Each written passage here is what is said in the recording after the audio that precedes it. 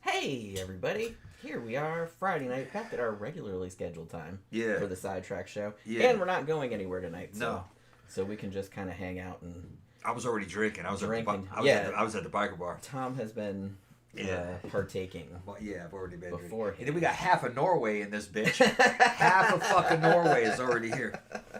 I know, it's like all of Norway. Ain't that some shit? That's pretty funny. Hold on, look what we got here. Look what we got here. He's already here. She's like, what is happening?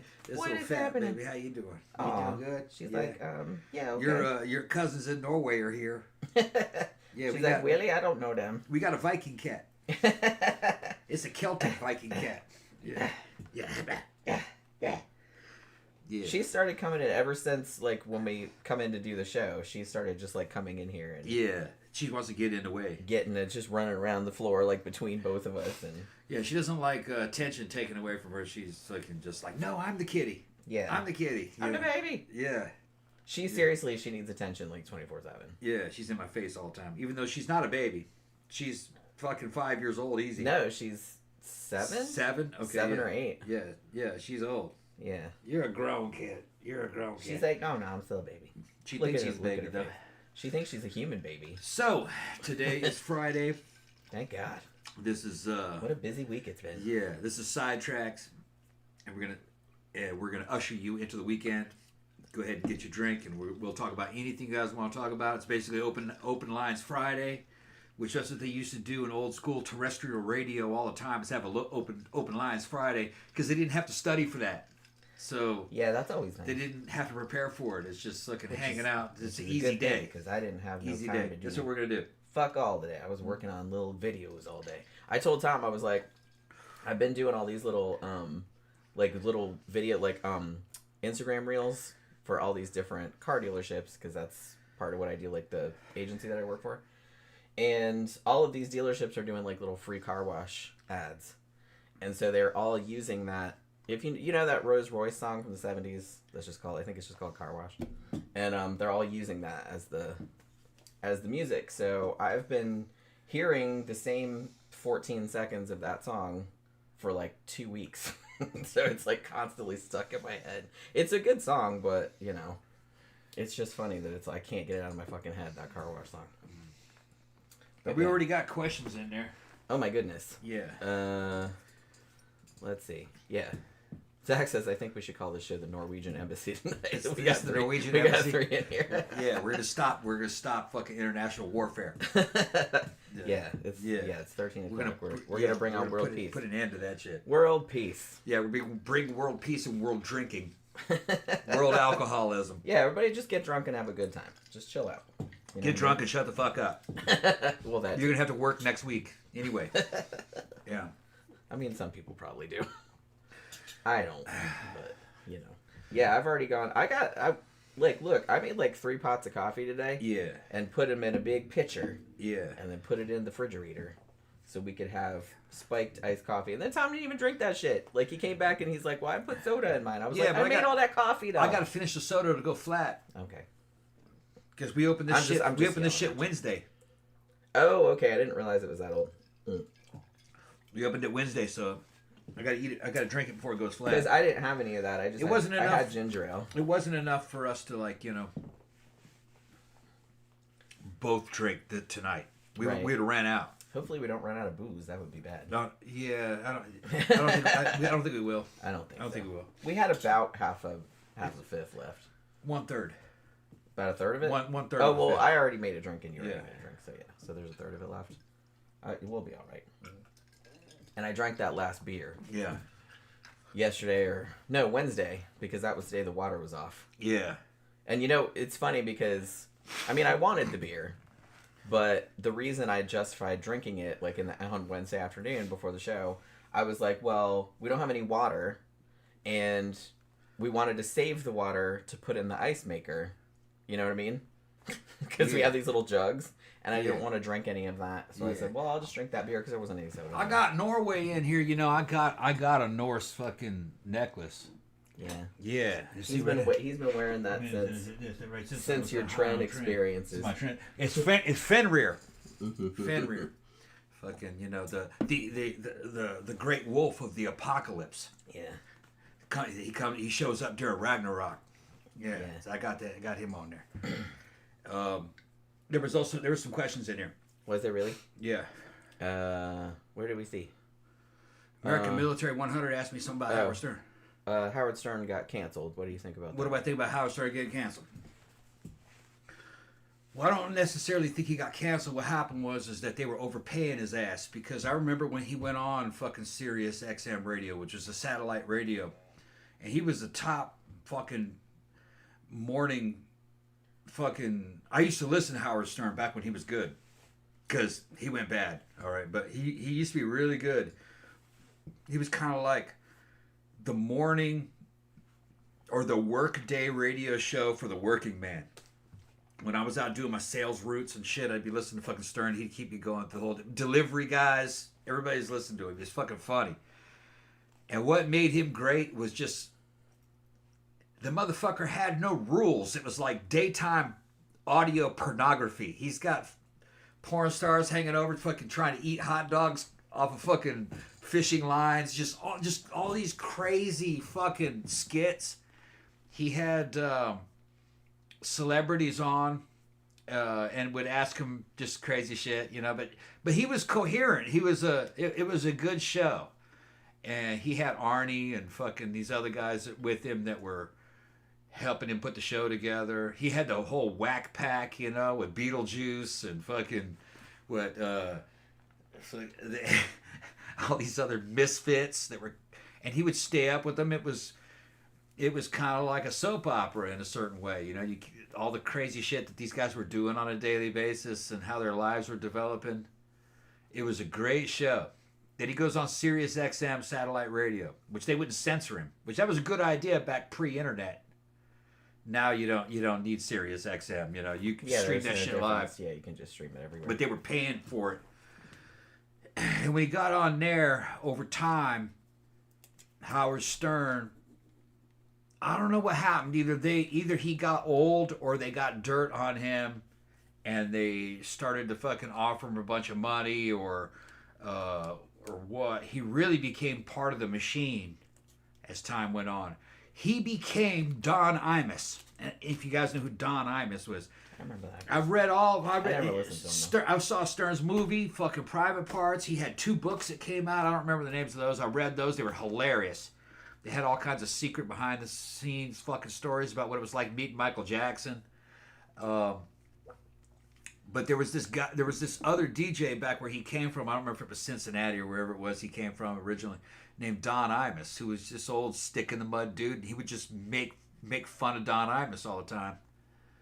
And you know, he was real kind of conservative fucking dude who was trying to be cool, but he was old and over the hill and just like a walking zombie. They would just fucking just rag on Don Imus all the time. Well, Howard Stern became Don Imus. That was his curse. Maybe everybody becomes like that when they get old. He became what he hated the most. I don't want to be like that. But. So it got up until like recently, you know what I mean? I think he had federal funding because fucking Trump went in there and killed all those fucking programs where they were using federal funding to fucking hold up what they would call the Mockingbird media that's been in there since the 60s, where they give federal money out to fucking television programs and news to throw out fucking CIA's talking points for population control.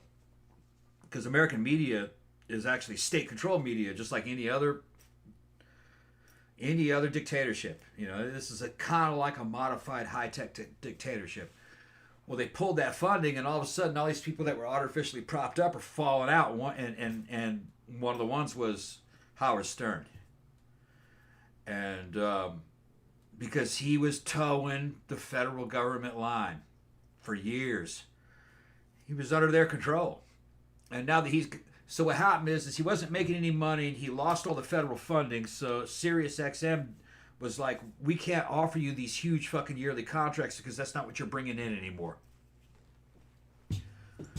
So they're offering him an amount of money that he won't take. That's what it is.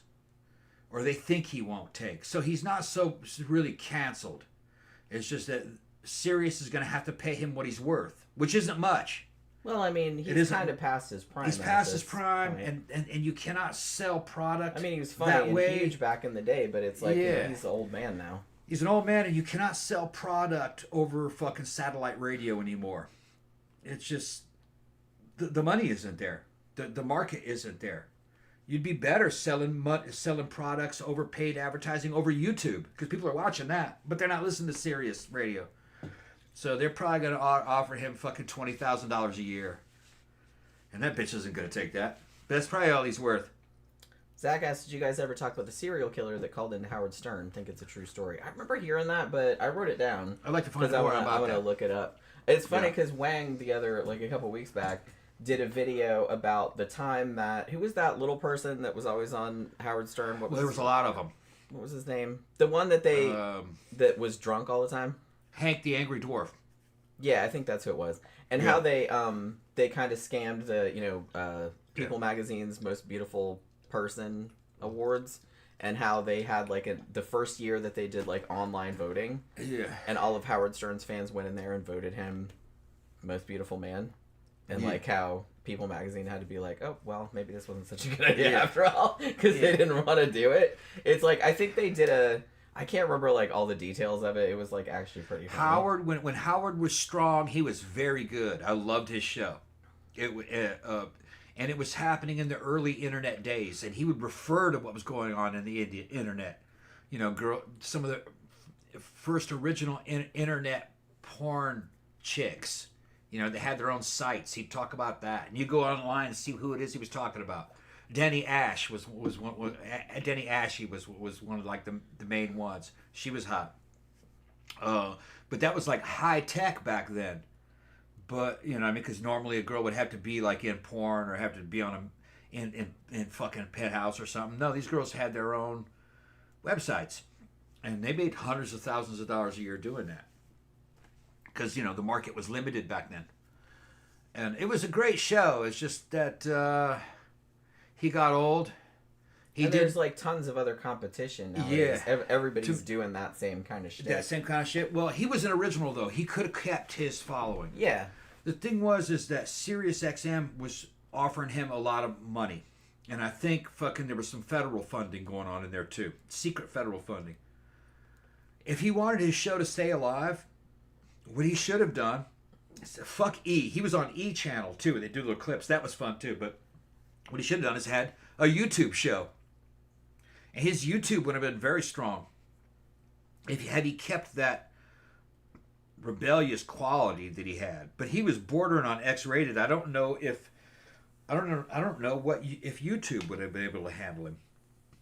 No. You wouldn't. Well, you can put that on YouTube, but you can't monetize it. That's what the problem. He'd have to. But the thing is that Howard wouldn't have needed YouTube's monetizing, because he would run ads and talk about products and plug products live. Yeah, you could do that. And he was doing that. He was worth millions. So what it was is that instant gratification of these big fucking contracts stole him away from what his fucking meat and potatoes, which would have been live radio. He could have done that over YouTube, but it'd been more dangerous. Nothing guaranteed. But he would have done really well. He just didn't adapt. And that's that same theme over and over again throughout history, is that you have dudes that are really good, but they don't adapt to the new technology. He should have been on YouTube. But had he been on YouTube, SiriusXM would have dropped him.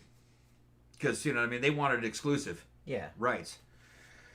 At the time, like I said, it was a good move, but, no one really could have foreseen it, I guess. But he probably should have got in on the ground floor. But that's the thing, I don't know. Like you said, and as people get older, it becomes harder to adapt to things. I was just reading a couple things today about how a lot of old people, their minds get too rigid. Hate that a lot of fast food restaurants are just kiosks now. Yeah, it was just weird. It's so much easier. I fucking love that. I was like, you mean I can just like pick whatever I want? I can take as long as I want, and I don't have to talk to a person. You don't have to interact. Awesome. You don't have to interact with. I've waited fucks. my whole life for this. Yeah. Why would you want to interact with those fucks? Well, and and I don't have to, because when you used to go in there before, I'd be like, well, I don't really know what I want, and then like I'd be all stressed out because I'm like, shit, I feel like I have to hurry. But now I can just go in there and everything is right there in front of you, and just like, ooh, I want this. You can customize. There's no lines and all this other kind of stuff, and I'm like, and then they just give you what you want, and I'm like, that's really awesome. It's like placing an order online. Yeah, and like I said, using the apps and stuff like that. Oh my god, it's so much easier. So I don't really know why people piss and moan, and they piss and moan about self checkout too, and I also like that. Well, that problem will resolve itself over the next 10 years. It will, yes. Yeah, if you understand what the drift, over the next 10 years, that problem will solve itself as those people age out.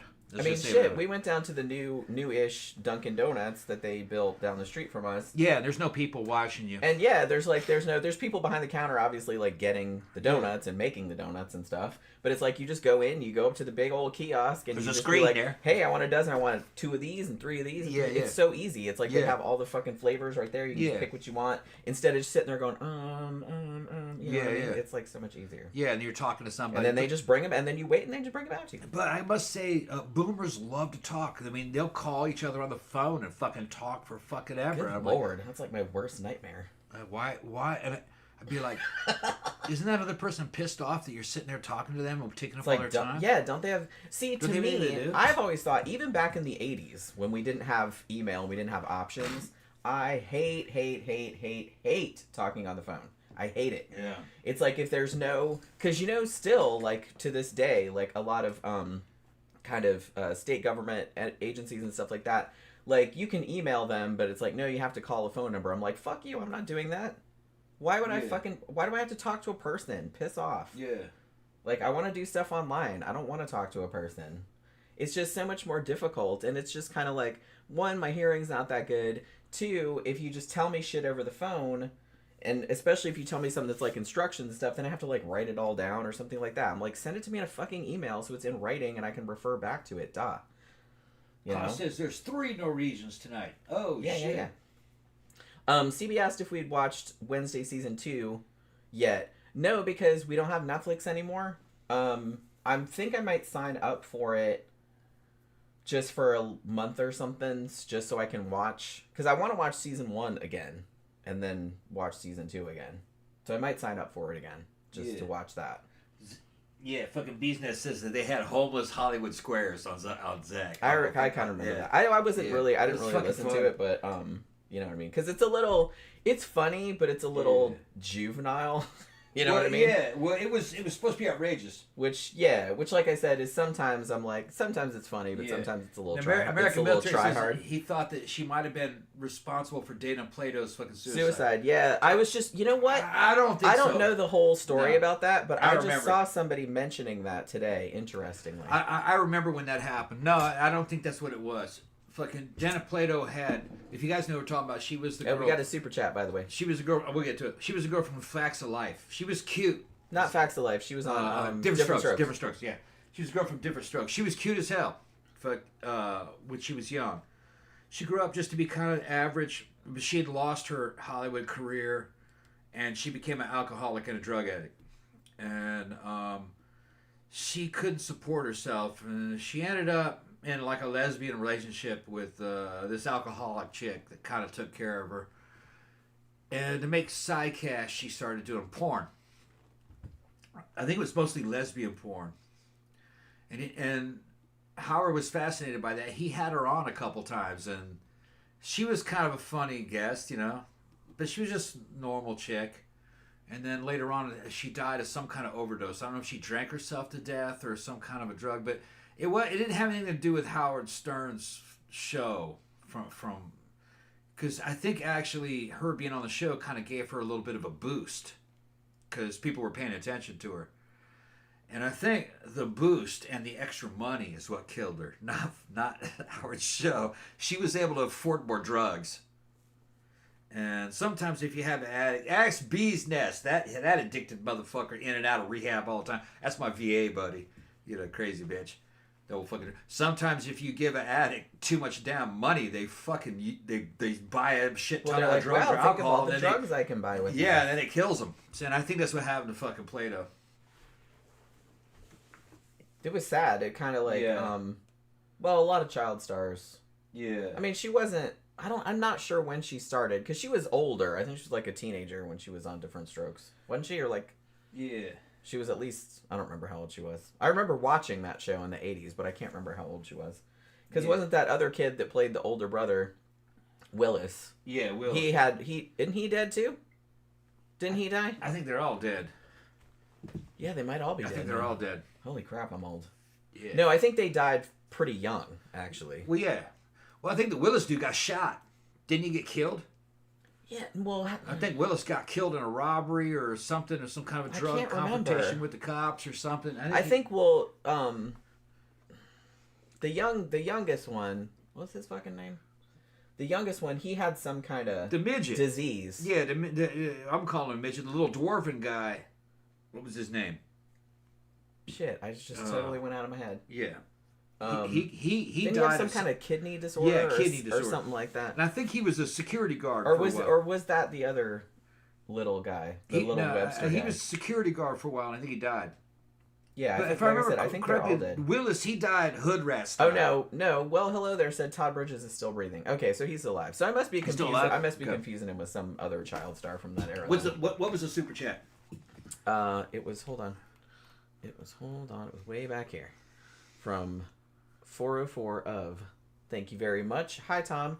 How was the bar? It's good. And I loved the sound of bike. Oh, okay. That's the dude up at fucking the store. That's the dude up at yeah. Oh, at Dollar General. Yeah, oh, that's Dollar right. General. Yeah, he keeps changing his name. Keep changing the name of it. That's gotta be like because I went in there. We went in there, and that skinny little chick that works there goes, "You came up there in that thing. I thought you'd come up here in a real bike." And I said, "What do you mean a fucking real bike? Who made that bike?" She said, "I don't know." It says Harley Davidson. She said, "That's a Harley Davidson." She goes, "Oh yeah, I guess it is a real bike then." That's how. That's I guess it is. That's a real the thinking bike. of these crackheads. Yeah, that's a mule. Yeah. Gary Coleman, that was Coleman. That was Gary that Coleman. bitch's name. I remember him. Now he's dead too, I but think he died of like a disease. Yeah, something to do with his kidneys. I think it was his kidneys. He was a security guard in the final days of his life, I believe. Yeah. Todd Bridges is still alive though. Okay. One of those guys, one of those young black guys from the comedy shows, from that he got era. shot up during some kind of a drug deal or something. That? I could have sworn it was Todd Either the Bridges. cops killed him or some drug dealers killed him. I don't remember. Shit, man. It went down Alfalfa style. Alfalfa got shot over a dog. Oh yeah. Remember that? That sucked. Yeah. Well, they said he was a real dick though. Alfalfa I've heard that. He's the a kid real that played dick. Alfalfa on the original. Yeah. What you call it? Yeah. Why can't I remember anything today? Alfalfa was a super redneck and real aggressive. Yeah. Alfalfa was a super aggressive redneck. Our gang or whatever. Yeah, he took a drink a lot and fight, and carried guns and shit. He was a badass. Yeah. Got killed over fighting over a dog. Yeah. Ooh, he gave us another super chat. Thank you very much. He said Maggie was funny, and I told you I would join live. Okay. Yeah. And here he is. Yeah, Maggie. Here he is. Yeah. And this is Tom went up to the biker bar and he said he had all kind of fun. Yeah. They were trying to give me all these Han Solo jobs. So you're gonna all the other bikers. You're gonna smuggle some stuff for Jabba the Hutt? No, actually, what they wanted is they wanted to know if I wanted to make some money clearing out fucking land. They had this big old fucking truck with a huge fucking trailer. When you said Han Solo stuff, I thought you meant like illegal shit. No, illegal stuff. Just that a lot of dudes get jobs there. Yeah. Drinking buddies. We're gonna clear this shit out. I give you $500 if you help us. That kind of shit. It's that kind of shit. Well, shit. I mean, they didn't say any money. They knew I couldn't do it that day. And I says, "You call me if you need me." Yeah, we'll call you. Yeah, we'll call you. They didn't have my contact though. That's what I mean. And I said the guys that hang out at that bar, they probably don't know how to use smartphones. No, at all. No. So it's like you probably have to actually physically go to the bar. Yeah. we're gonna go do it right now. Yeah. You know what I mean? Because it's like, they're like, we talk about boomers, but those are like uber boomers. Yeah. Like they don't even know how. Even to though use they're not cell phones. boomers, a lot of them are Gen X. Yeah, well, But I've heard. Yeah. I mean, we're Gen X, and I like to think we're pretty cool. But they got some Gen X. some Gen X are going in a boomer direction, which yeah. sucks because when we were younger, like we used to be like, man, these fucking like our parents' like my parents are cool, but like most of our parents' generation like really sucked. Man, I hope I never end up like that. But a lot of them are going like that, like in their old age. Yeah, so he sent us another one. Oh, thank you. Jenny, were you working when Tom went to the bar? Yeah, I've been working all day today. Worked up until 6 p.m. Yeah. As I usually do. She stayed right here working on these ads. Yep, all day. I was trying to finish the agency that I work for. They have this new client that they really want to get, and so I had to do like this little Instagram reel. Like for their little free car wash thing. It's all car dealerships. I work too, bitch. I got to cook, working on vehicles, fucking groundskeeping. I got to maintain all this, bitch. I got a whole acre of land here. Vacuumed yesterday. Vacuum, shampoo, and carpets in here. Yeah. My labor. I do physical labor. And mechanics. He takes care of me. Yeah, mechanics. And feed her. Because I'm stuck working all the time. Yeah.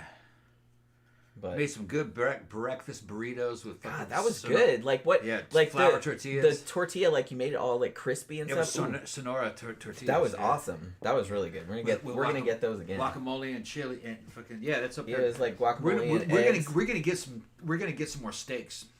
How's that sound? Oh yeah, we get some steaks tomorrow. Yeah, okay. That's a good idea. All right. Like I said, we have a place. It's only a couple miles from here, and it's like a little local grocery store with local meat, but they have all local meat and like a really good butcher, and the prices are not bad.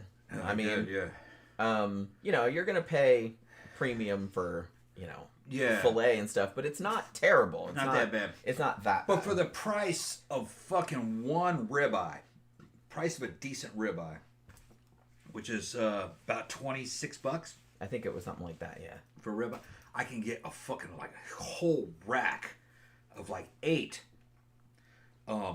steaks. What do they call it? Blade steak cut, which is great. It tastes great. It's got a piece of fucking sinew in the middle of it, so sometimes you have to cut around it. But you could eat steak. Me and Jen could eat steak for fucking 3 days straight.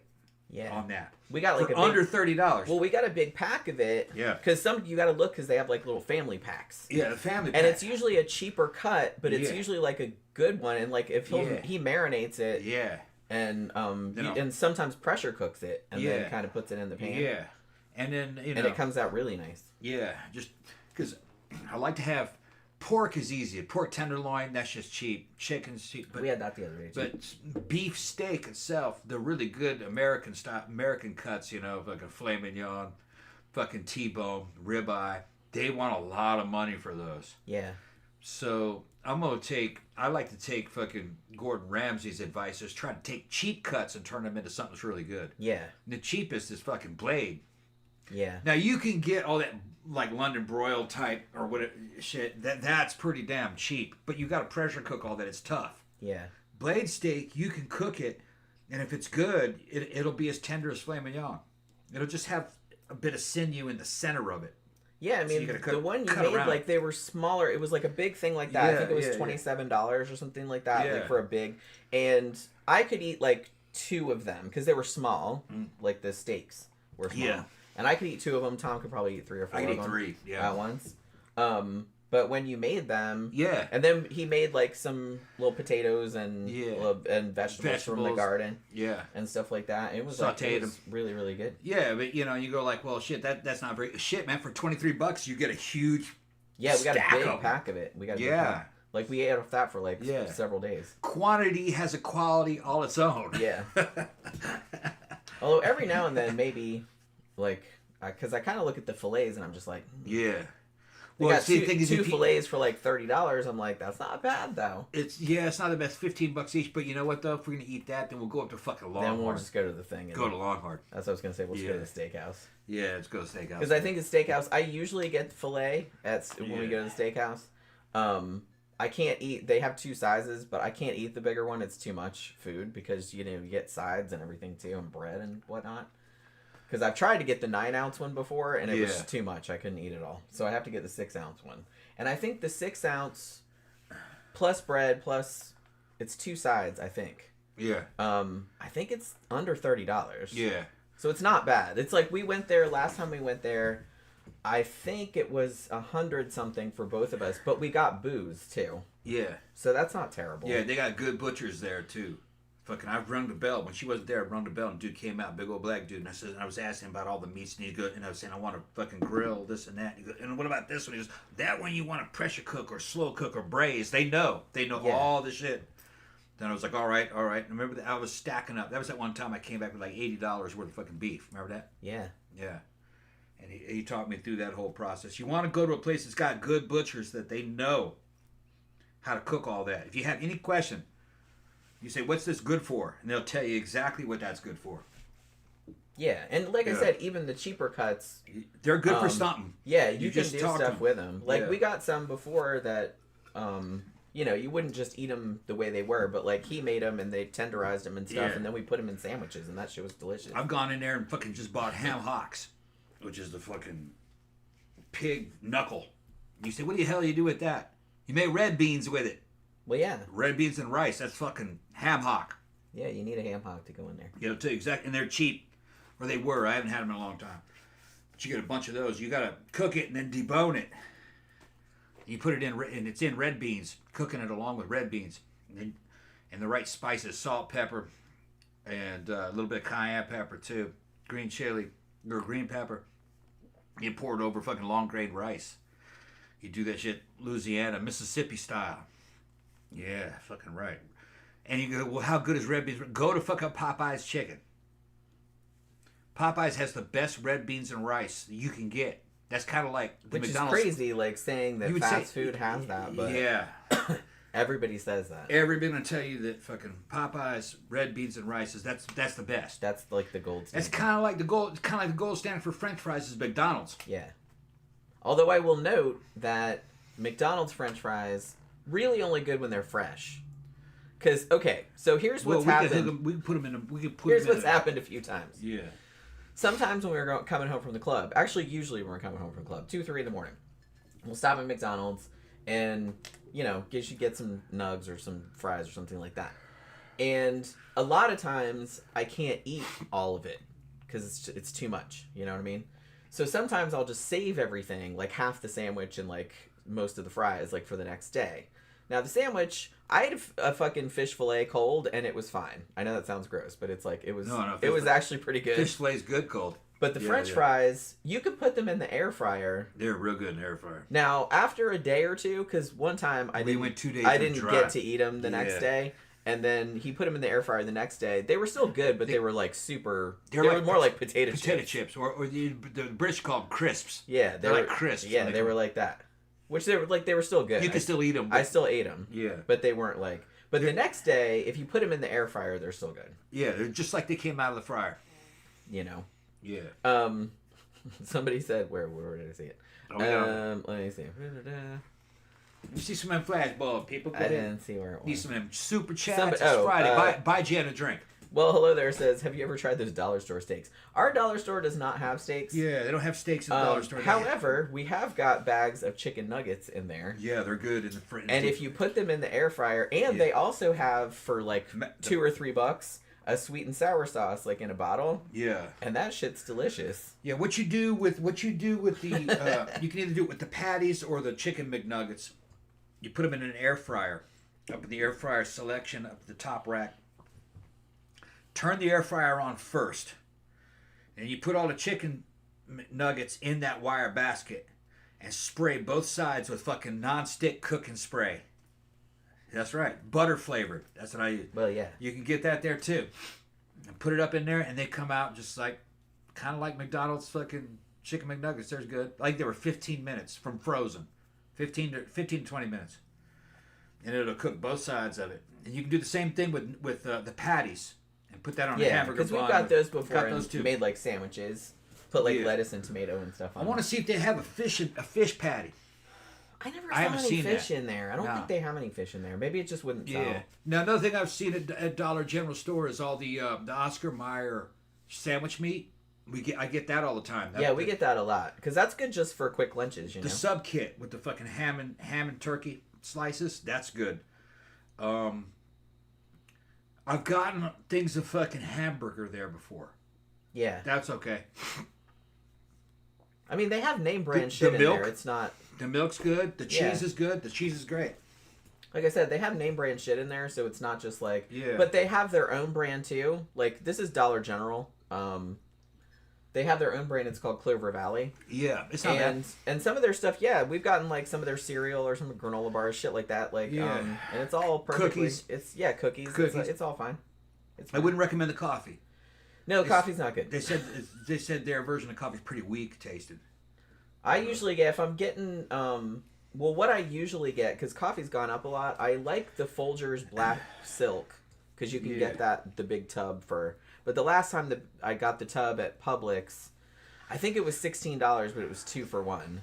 But what I usually do is I get the can of McCafe, like the McDonald's coffee, like in a can. You can get that on Amazon for like $14 for one can. All of the Clover Valley condiments are good, like the sweet and sour sauce, the ketchup, the pickles. That was Clover Valley teriyaki sauce that we had with the chicken. Yeah. That was good. Yeah. So all their little condiments are good. There's nothing wrong with anything that they make. It's pretty good. The I price actually is right. like their sweet Their and trail sour. their trail mix is really good. Actually, we get sometimes, like, if you just want something to snack on, you don't want anything, like, too unhealthy. They do have, like, bags of different kinds of trail mix. Like, they have, like, a sweet and salty one. They have, like, a spicy one. They have, like, all different ones. It's good, yeah. I think they're, like, $5 for, like, a big bag. Yeah. And that usually lasts us a while because... Make another coffee. Yeah. My only complaint, but I think this is all trail mixes everywhere, is too many fucking raisins in it, man. I love raisins, but Jen don't like it. I don't really like raisins.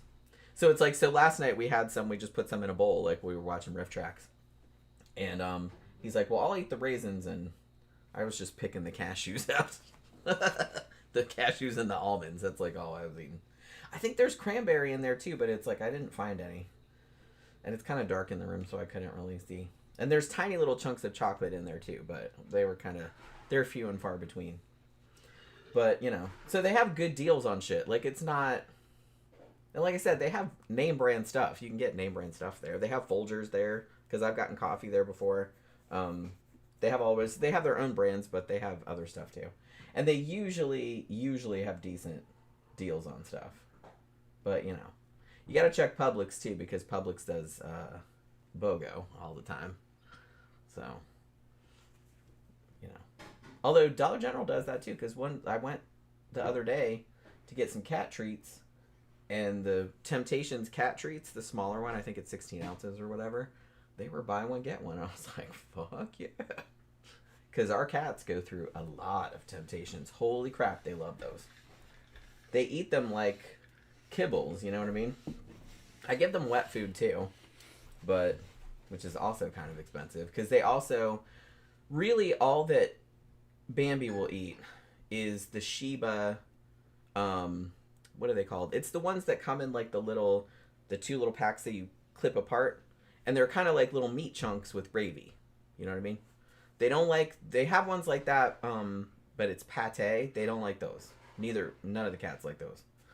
Because I've got the pate before, and they just turn their nose up at it. And they're just like, nope. So I still have some, like, a bunch of pate still that they won't eat. But they do like those. So I try to get, like, I have 4 different flavors like that I rotate. Like, I get salmon, tuna, chicken, turkey. So they don't have the same thing every day. You know what I mean? So I try to, like, switch it out for them. But, man, those Temptations, all of those commercials, and the reason they call it kitty crack for a reason. I don't know what the fuck they put in that stuff. And we've bought other kinds of treats. It's like, hey, like every now and then we'll see like a new kind or something like, oh, let's get a little pack of this and see if they'll eat it. Nope. The only other one, my sister sent me some. What were they called? Bonkers? I think they were called Bonkers. She sent me some, like, for Christmas one year, she sent me this big box, like, with all this stuff in it. And she sent us some stuff for the cats, too, which was really cool of her. And Oh, the cats love those. They love those. But other than that, like every other treat other than Temptations and Bonkers, they will not eat them. They just turn their nose up. Now Pookie loves the Shiba meat sticks. I don't think that's what they're called, but they're like little sticks of meat, you know, obviously. They look like little Slim Jims, but like small. But she'll only eat the tuna ones. They have chicken and they have salmon, but she doesn't really like those. So I have to order the tuna ones because they don't have them at Publix. So I have to order them from Amazon. And I have them on a subscription because she eats so many of them. It's like I need to keep getting new boxes. And they're really expensive. They're $18 for a box about that big. I don't know how many's in there.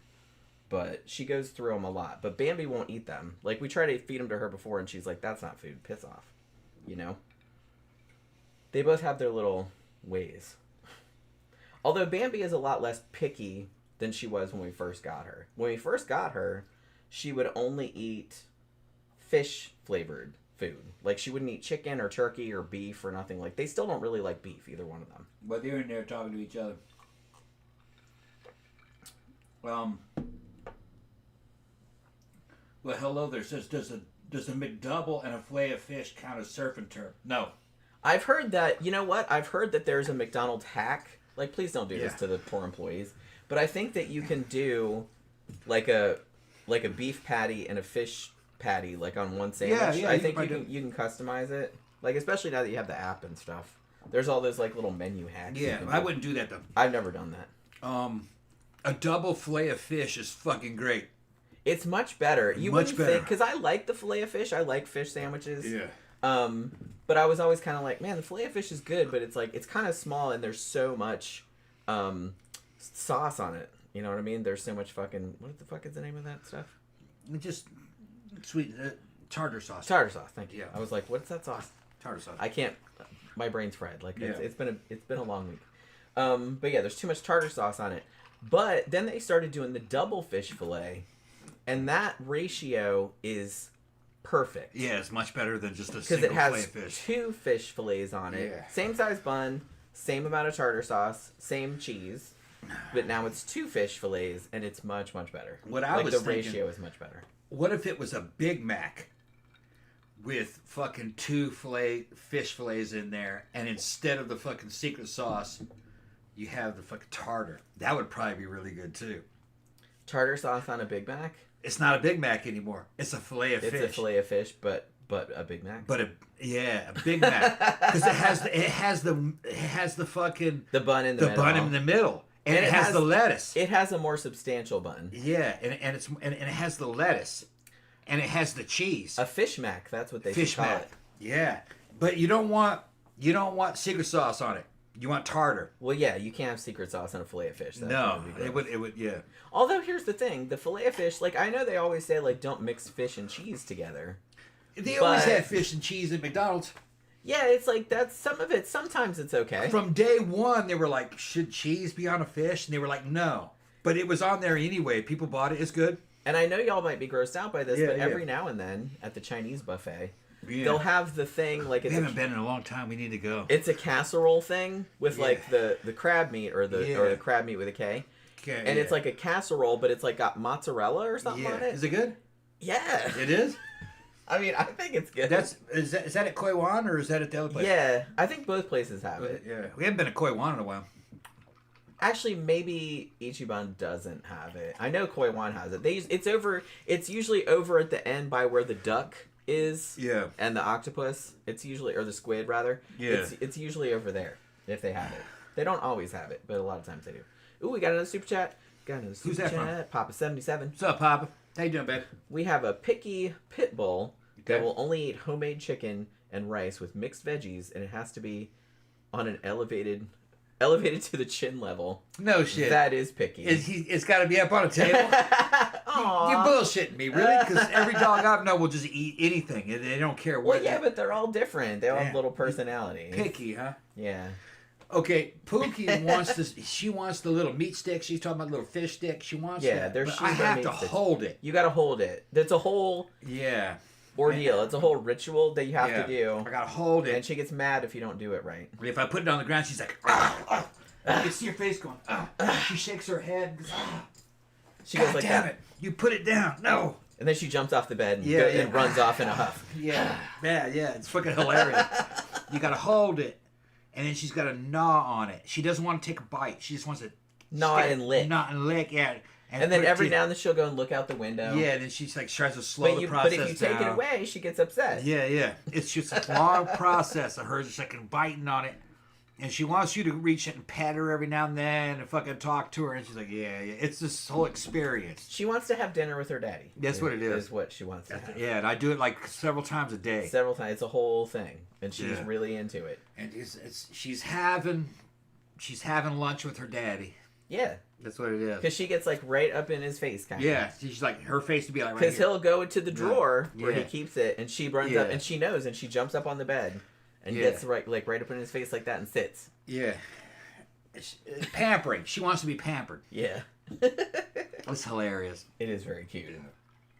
But like, it's so funny because Tom will get really frustrated because he's like, I don't want to sit here and hold it. I gotta hold it all. I got shit I gotta do. And she's like, no, I don't give a fuck what you gotta do. Yeah, she's like, no, you have to like cater to me is what you have to do. You're right. Because like I said, she'll like lick it for a bit and then be like, I wonder what's going on. And she'll look out there. the window and I'm like, then I'm like, focus, Pookie, focus. And I'm like, come on, Pooh, eat it. And she's like, no, not ready. Okay, Yeah. I'll eat a little bit. Okay, now I'll eat a little bit. Yeah. Okay, but now like look over there. Yeah. She tries to drag it out into a big, long, relaxing experience. I'm just trying to get it over with.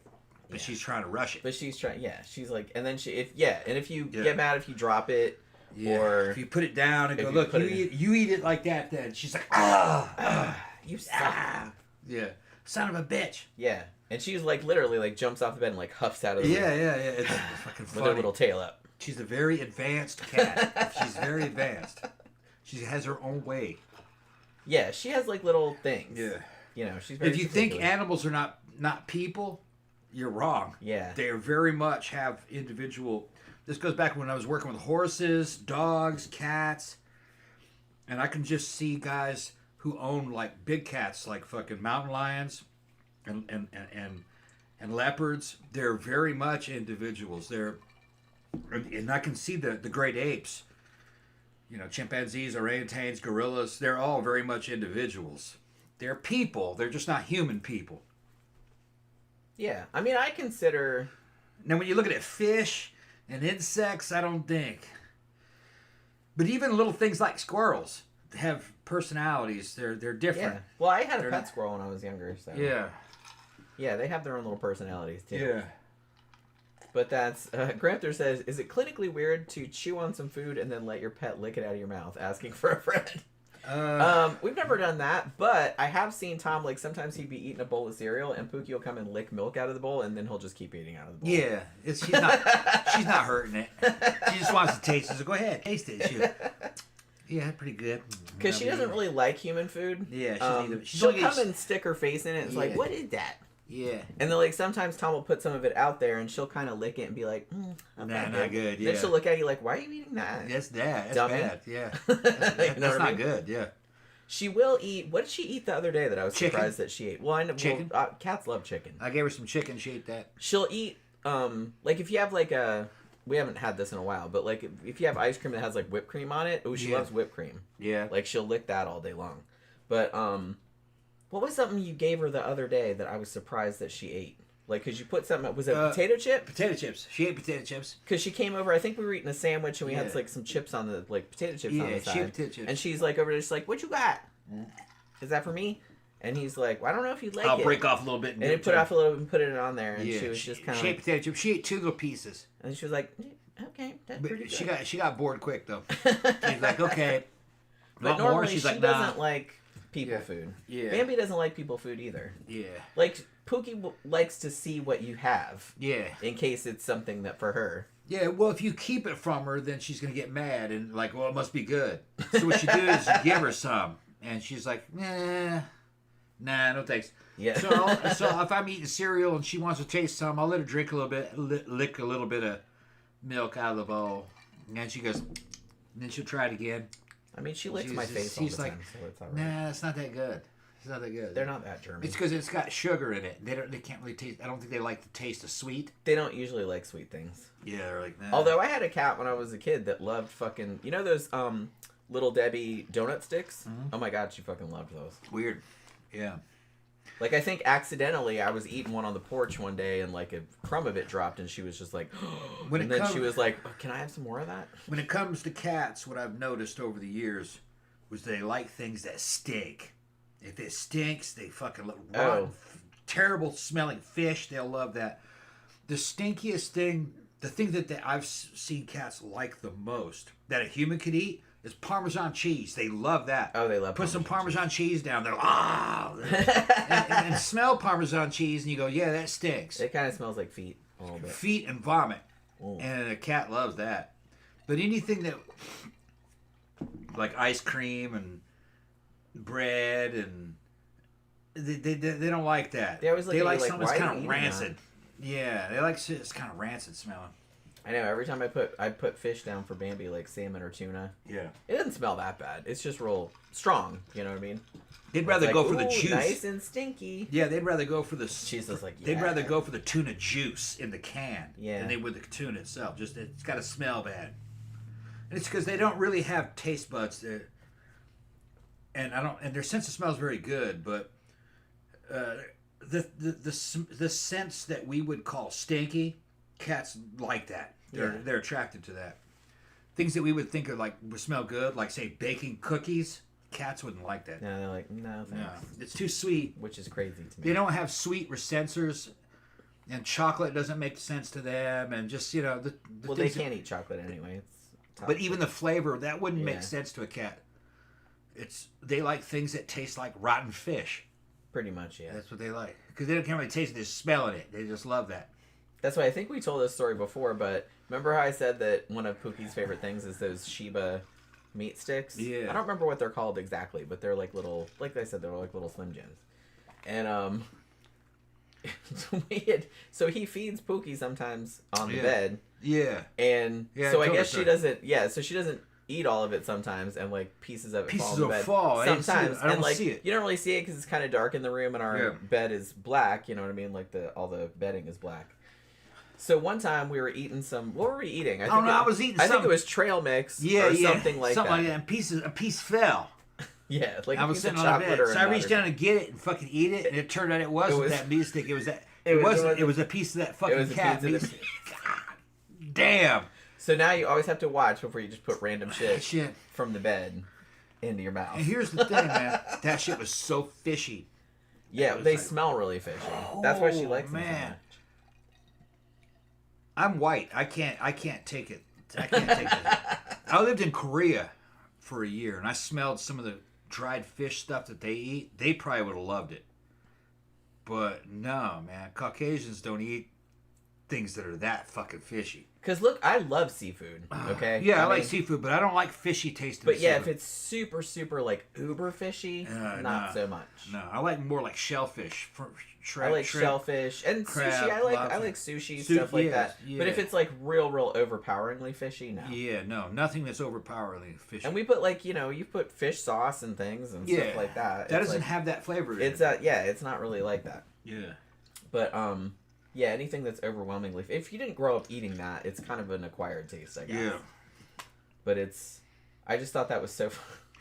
You could probably... I just thought that was so funny that you just popped it in your mouth. Yeah. Thinking that it was... Well, he thought it was something he had dropped. Yeah, I thought it was out of the bowl that I was eating. Yeah, but it wasn't. Well, you could take those Shiba fucking fish treats.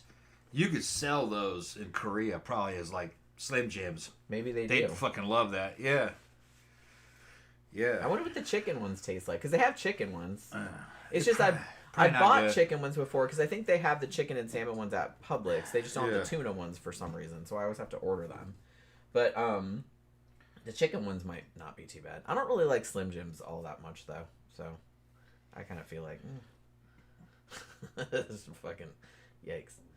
Oh my god. Let me see. Oh man, it's all kinds of stuff. They're talking. Pizza squares. Pizza squares. All right, so is there anything about fucking what's going on in the movies or we could talk about culture or whatever? We could talk about our new night that we're doing. Okay. Because we haven't talked about that. Which night? Too much. Abyss. Abyss? Why we had to cut the last Friday short. Yeah. That's true. Because I think somebody asked about it on the Wednesday show, like how it was. Abyss was a huge hit. Okay, so the place where it is, it's in Maitland, which is kind of is it a suburb of Orlando? Not really. It's just kind of like a part of Orlando, the greater Orlando metro area. Yeah. I had never been to this particular place before. It's not like a strip mall. It's classier than that. But it's kind of like a little compound. And the place where they had it is called... Yeah, everybody started... That's Dimitri, in the DJ. Yeah, that's right there. Yeah. But, so it's this place called Good Times Bar and Grill, which is not a great name, but you know what I mean. It's a mainstream place. So we got there because Abyss, this is the first time that we've done the night there. And I mean, I say we, but it's like, Demetrius is the one that set it up. He's the one they asked to do it. We just kind of did the promotion and stuff. And so he said, we'll get there a little bit early and maybe we'll set up and everything. Now, he said, Friday nights, they always have a band, and the band doesn't end till 10, so the night doesn't start till 10.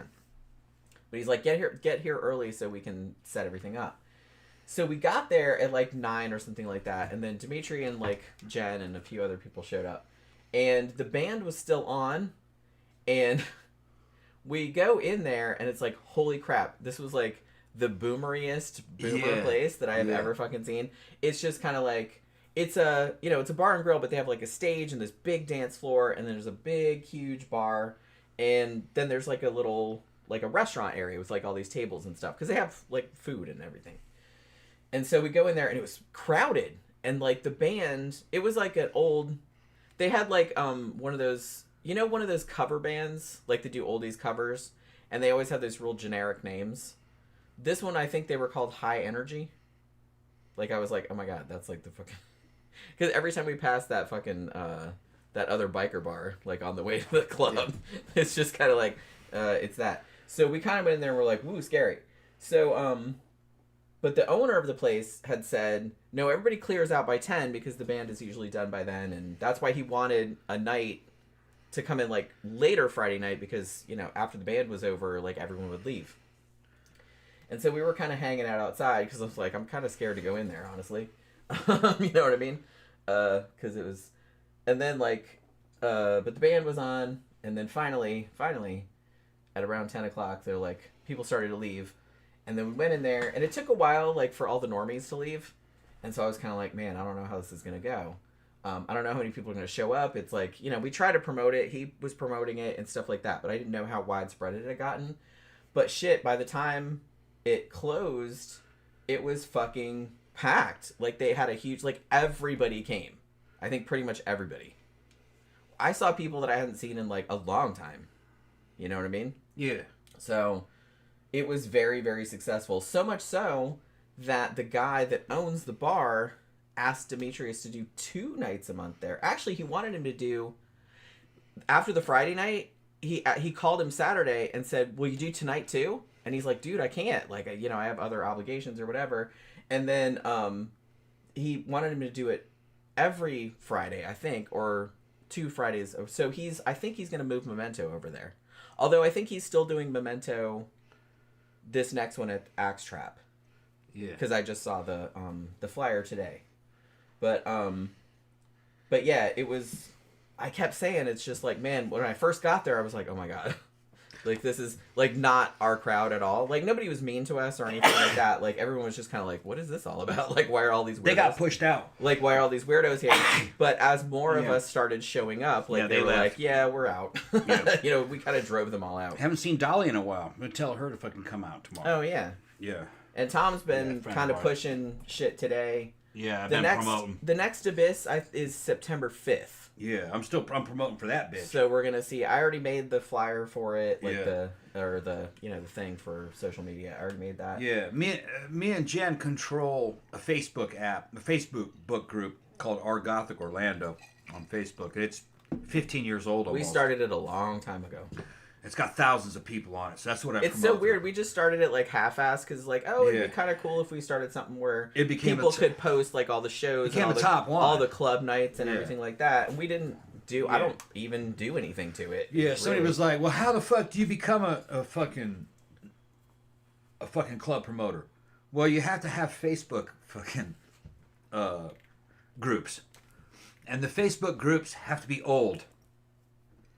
It's just the way it is. Because the more people that are on them, and the more scenesters that are on them over the time, the more kind of the prestige that they have. So when me and Jen first started hanging out, this is before we were a couple. We were just friends that would hook up, and we were doing business stuff on the side in the scene. We started those nights. We even had a little YouTube channel. Yeah. But we stopped posting that. We just... Yeah, we posted a couple things from clubs and stuff. And that was about it. Yeah, we kind of lost... I think you lost control over that, didn't you? You lost control over that side. I didn't lose control over it. It's just that... I don't know. That's the thing. When we go out, I always forget. I usually leave my phone in the trunk of the car, to be honest, because like I don't want to carry it. Yeah. And I'm not one of those people that's like, oh, I'm going to take pictures of myself and like take videos. But it's like we have other friends that do that. We don't have to. We just like use that their picture shit. That if any of you were on my or Tom's social media and saw the picture that our friend Charisse took of us at Abyss, which was actually a great picture. Tom's using it as his as his profile picture now. That was a really good picture. Everybody likes it. Everybody's trying to fuck Charisse us. will come and take pictures and video and stuff like that. Like, I never think of it. And then usually I'm just having a good time. I'm dancing. I'm drunk. It's like, I don't really think of, like, taking pictures or video or anything. No, other people take pictures and photos and they post them up, and then we use them. Yeah. So we don't really have to. We have so yeah. Because they don't care. They're like, yeah, use my video. Yeah. Yeah, they don't give a crap. No. They're all friends of ours. So we use those as promotional clips and stuff, and... Jen is so good at making graphics. You know, we do all the flyers and all the fucking posters, and they're online flyers and online posters for these nights. It's not just our night; it's just even a lot of the nights in Tampa through those DJs. Well, I do. Mark Paradise in Tampa is like the main club promoter. Like, if you are a goth industrial band and you are playing a show in Tampa, you are very likely going through Mark Paradise. Yeah. He does Communion After Dark, the radio show, which has been going on forever. They interview everybody. And if you see a graphic from that, their odds are that I probably did it 95% of the time. Yeah, it's funny because I was like on Our Gothic Orlando on Facebook. I was talking about... Somebody asked, who is the best Orlando bands? And they already mentioned a bunch. And I said, don't forget the Starry Night. I think they're Tampa. And somebody else came in. An artist from Tampa came in and says, no, they're from Miami. And I said, thank you very much.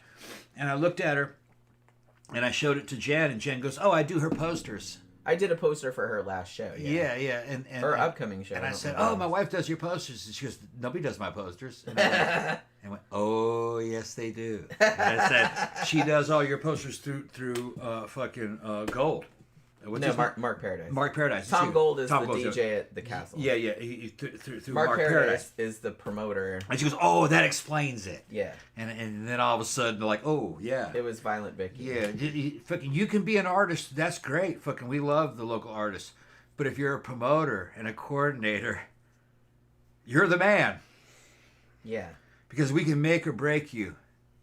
I mean, we got a Starry Night signed. We can get them shows here. Fucking and here's the thing, it was just kind of an influence that we didn't ask for. It just kind of came to us because we've just been around so long, and Jen makes such good product, and her and I together are kind of like a power couple. We got fucking really good fucking really good fucking what do you call it? Personality skills. You know what I mean? Fucking, it's like... Everybody likes us. We didn't do it on purpose. It was an accident. It was just kind of like... We got elected in a lot of ways. Kinda. We got elected. Like I said, we didn't really do it on purpose or like apply for it or anything like that. Yeah. It just so happened that everybody knew us, and then like when we got together... Like, we were just kind of like, oh, the people. And it's like, so we had people like asking us about, like, hey, who's this good band? And everybody knew I was a graphic designer. And so everybody knew that I was doing a lot of shit for people, and I do, like I said, pretty much any goth industrial band that plays a show in Tampa, 95% of the time, unless they do their own shit, I do that shit. Yeah. Sometimes they supply their own art. I just do it into different sizes and stuff. Yeah. But sometimes, Yeah, and then we kind of ended up, we can provide stuff for them, but what's funny is that I kind of ended up as a figurehead, like fucking Dimitri's like, man, we've been the longest running goth night in Orlando, fucking 14 years. Me and you dreamed this up. And I was like, yeah, that's right. And he goes, it's all thanks to you. And I said, dude, it's not thanks to me. It was thanks to you. Yeah. You did all the fucking work. Did the work. You've been showing up. You're the one that's constantly here with your equipment. You're the one that's been so. And he's like, really? And I said, yeah, dude. It wasn't me. It was you. Yeah. It's just that his faith in me allowed him to continue fucking going, but it was him. Well, the cool I thing didn't do about, it. He did it. The cool because thing me about, and Jan we'll just pick the winners and ride with people when they fuck up. We're like, look, the crowd doesn't really like you anymore.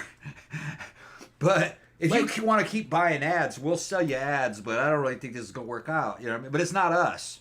It's just we're advertisers. I will make posters for your events. I will promote your shit. I will do all of that stuff. But the thing about it is that the reason that people want to work with Demetrios, who's called DJ Leviticus, actually. Yeah, we had so much fun with those two. Is because he's a cool ass person. He's very reliable. Drama. No drama. He's super reliable. Married to a great wife. So he's it's not like constantly there's no He's not constantly fucking with customers. Yeah, because a lot of DJs, there's a stigma about them for a reason. We know some good ones, but a lot of DJs, they cause a lot of drama. They don't show up. They're kind of drama queens, you know what I mean? A little bit. But he is like absolutely not like that. A lot of them are trying to get in chicks' pants, and they'll cause all kinds of fucking Demetrios is absolutely not like that. Like I said, him and Jen have been married forever. Yeah. And, they are he is just completely not interested in any of that. He's got a gorgeous wife. He's got a gorgeous wife who is also a musician. Yeah. And, she's from 13th Angel. 13th Angel, that's the name of her band. And she sings, on guest things with other bands, too. Yeah. But he is just, not like that. Like, he's not a poon hound. He's not anything like that. He just goes, and he just wants to play his music. You know what I mean? That's DJ. That's Dimitri. Yeah, he's just a cool ass dude. Yeah, I mean, that's a cool ass couple. Yeah. They're just really, really nice people. Yeah. And it's not that rare in the goth scene. Like, a lot of goths are, even though a lot of them, maybe normies think they look scary, but it's like a lot of them are super, super nice, like super good people. But they are like some of the nicest people that I've ever met. And that brunette right there is that's his wife. That's Jen. Yeah. And she's the singer from 13th Angel. Yeah. And they've been married forever. Yeah, forever, yeah. And they've got a grown-ass daughter. In fact, their daughter runs the door at Abyss. Yeah. Her and her boyfriend. Husband? Are they married? I think they might have gotten married. I thought they did, too. Yeah, they got married. She told me they got married. Yeah. She's got an older daughter, too, that's 20-something from her previous relationship. Yeah, But their daughter, Kat, is, I think, 19, 20? Something like that. And that's Jen. She's cute as shit, but she's a goth too. Jen's close to 50. You wouldn't know by looking at her. She's younger than me, but not that much. Yeah. But yeah, and like I said, they've been married a long time, and they don't cause any trouble. They don't cause any drama. They're not like some other DJs that we know. They're trying to fuck up other people's nights or steal other people's girlfriends or that's the new club. Things of that nature. That's Abyss opening night. It was like. I showed a lot of cool pictures. I couldn't fucking believe how many people turned up. Yeah. Because I didn't know. Like, I thought it would be good, but I was like, man, it's like a new venue. Are they gonna be like, oh, I don't know this place, and I don't know if I want to go or something like that. But man, everybody fucking came out. Everybody showed up. And I was like, we got fairly inebriated over the course of the night, but man, I kept looking around going, holy shit, like everybody's here. Everybody. I just couldn't believe it. So it went way better. Yeah. Than I was expecting even. And everybody loved it. It's going to be a top night. Everybody had a fucking blast. It's going to be a top night. Like, people just talked about it all day next day. Yeah, oh my god, that was so awesome. Like, Dimitri was like, dude, we finally made it. We control the scene now. All our competition's gone. I was like, yeah. We got it. It says, and he's worried about John. And I says, no, John's a fucking great DJ, man. He's had us with him for all this time back on fucking Orange Ave. And I says, yeah, but you know what, though? You got your own thing now. Yeah, do your own okay. fucking thing, man. Don't worry about it. You're the same size as he is now. And he goes, I got to get John into fucking that place. He says, yes, I agree. John would be great there on a Friday. I mean, or a Saturday. Yeah, Friday or Saturday night. Either one of those 2 nights. I think John would make a good Friday. Although, to be honest, I've kind of gotten a soft spot for the Axe Trap, where Barbarella is now. Yeah, well, it is nice. Yeah. It's a little expensive. Yeah, but it's like... the only thing. We like it. It's all good. I like it. Yeah. And honestly, the cool thing about the Axe Trap is that they don't have live bands there. So it's like when they do the Saturday night, which is the 80s New Wave, which is my favorite night to do. And, you know, we do Memento Mori there, too, like once a month. Which I think Dimitri's going to move to the other place. But that's okay. It's... there's some normies there, but usually, like, the place usually closes, like, at 10 or 11, so most of those people leave. We're the late night crowd. Yeah. We'll be there till 2. Yeah. So those people usually, like, kind of drift out. Yeah. You don't really get too many... We've really not had much trouble there, to be honest with you. Where? At Axe Trap. No, Axe Trap's no trouble. Even if you get some normies there... Because I say that like disparagingly, but we know some people that look like normies, but come there every week. That's the Abyss. That's our new place. Yeah, it's big. That was our opening night. It'll be twice that in a couple months. We got people dancing up on the stage. Shauna was up there. Yeah, there's a stage up there. Yeah, it'll be twice that. It was super fun. We're gonna have Tom kept trying to get me to go up there. I'm like, one, I'm too drunk to walk up the stairs. I'll probably fall. And 2, no. That's outside the Axe Trap. Because they're not only are the inside, they're also outside. There's a big patio. Yeah, and there's also an Indian restaurant over there called the Curry Bowl. Yeah. Although it closes at 10 though. Yeah. So it closed when we got there. Unfortunately, I don't know if it's any good. I never heard any fucking. It looked good. We'll have to go early and see. Go a little bit early. We'll go in there and see what the food's like. Yeah. You know what I mean? But yeah, I'm super jacked because Dimitri is super jacked. Yeah, he's jacked about it. But I understand. We've been in this fucking shit for fucking 20-something years. I'm always slow to react. Yeah. Like, yeah, that's a good night. But let's worry about what it's like in 90 days. What's it like in 3 months? That's what I'm Yeah, it's like it's cool that everybody showed up for the opening night. We'll see if we can sustain it. Yeah. Because there could be problems with staff. There could be problems with management. Although the guy that owns the place is cool as shit. We'll see. We'll see. And he asked us to go. Dimitri. Like, because he went to Barbarella for the Memento Mori night, and he's like, man, I want something like this at my place. In my experience, the only problem we could have is how deep is this motherfucker's pockets? Is he asking us to come in there because he's desperate and he's fucking a month away from getting kicked out of the place? I don't know. We've experienced that. Because we've experienced that before. Not directly, but that happened a lot with Venue 13 back in the day. They kept getting we were promoted for it, but it wasn't our business. It wasn't. It was our friends. It was Paul and Tina, but it's like that's kind of they're at Mannequins now. Yeah. But rule number 1: the club owner must have deep pockets. Yeah. Because he's probably gonna be running in the red for a while if he's new. Yeah, because what would generally happen with Venue 13? Because that bounced around to fucking 5 or 6 different venues over the years, and What's more ice? Yeah. What happened with them is that Paul and Tina, they'd be at one place, and then like another place would be like, hey, like we want a goth industrial night, or we want a goth night. We'll pay you X amount of money, or you can have all the door or whatever.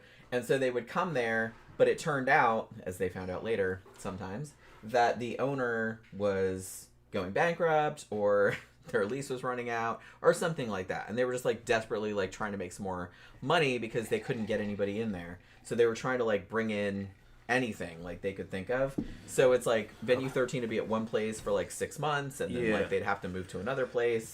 And usually it was kind of a pain. Here's a secret to the industry. Although I don't really care. Any motherfucker in the industry should know this already. If they're calling you in there and you're a goth night, and you find out that they haven't been making money, chances are you're a last-ditch effort on them to try to keep their business afloat, that they're months away from going out of business. And in a lot of cases, you can't save them from going out of business. Their employees are stealing. They're fucking robbing the place blind. It's taking money. There's all kinds of shit that's happening. And they're not going to make rent. Because they usually rent those buildings. So you got to watch from that. I'm not detecting that from this place. I didn't detect it. Doesn't seem like, when we went there, like, with all the normie boomer crowd, they weren't all boomers, but it was very boomer-centric. Mm-hmm. It was fucking packed. Yeah. Like, there was a lot of people there. And, and we had some friends, our friends Scott and Jennifer, they said, when we found out this place, like, we came here last Friday, like, to scoop it out. You know what I mean? Like, and we had dinner here and stuff like that. And, and they were talking about, it's like, yeah, it's like, it was kind of, But he's like, man, there was a fucking million people here. A million people. So it's like, so I don't think they're doing too bad. It's a big place. I don't know what the rent is at that. It's a nice complex. Like I said, I wouldn't call it a strip mall. What the fuck do you call that? It's like there's a bunch of businesses, but it's not a strip mall. I would call it a fucking, what do they call it? A commercial park?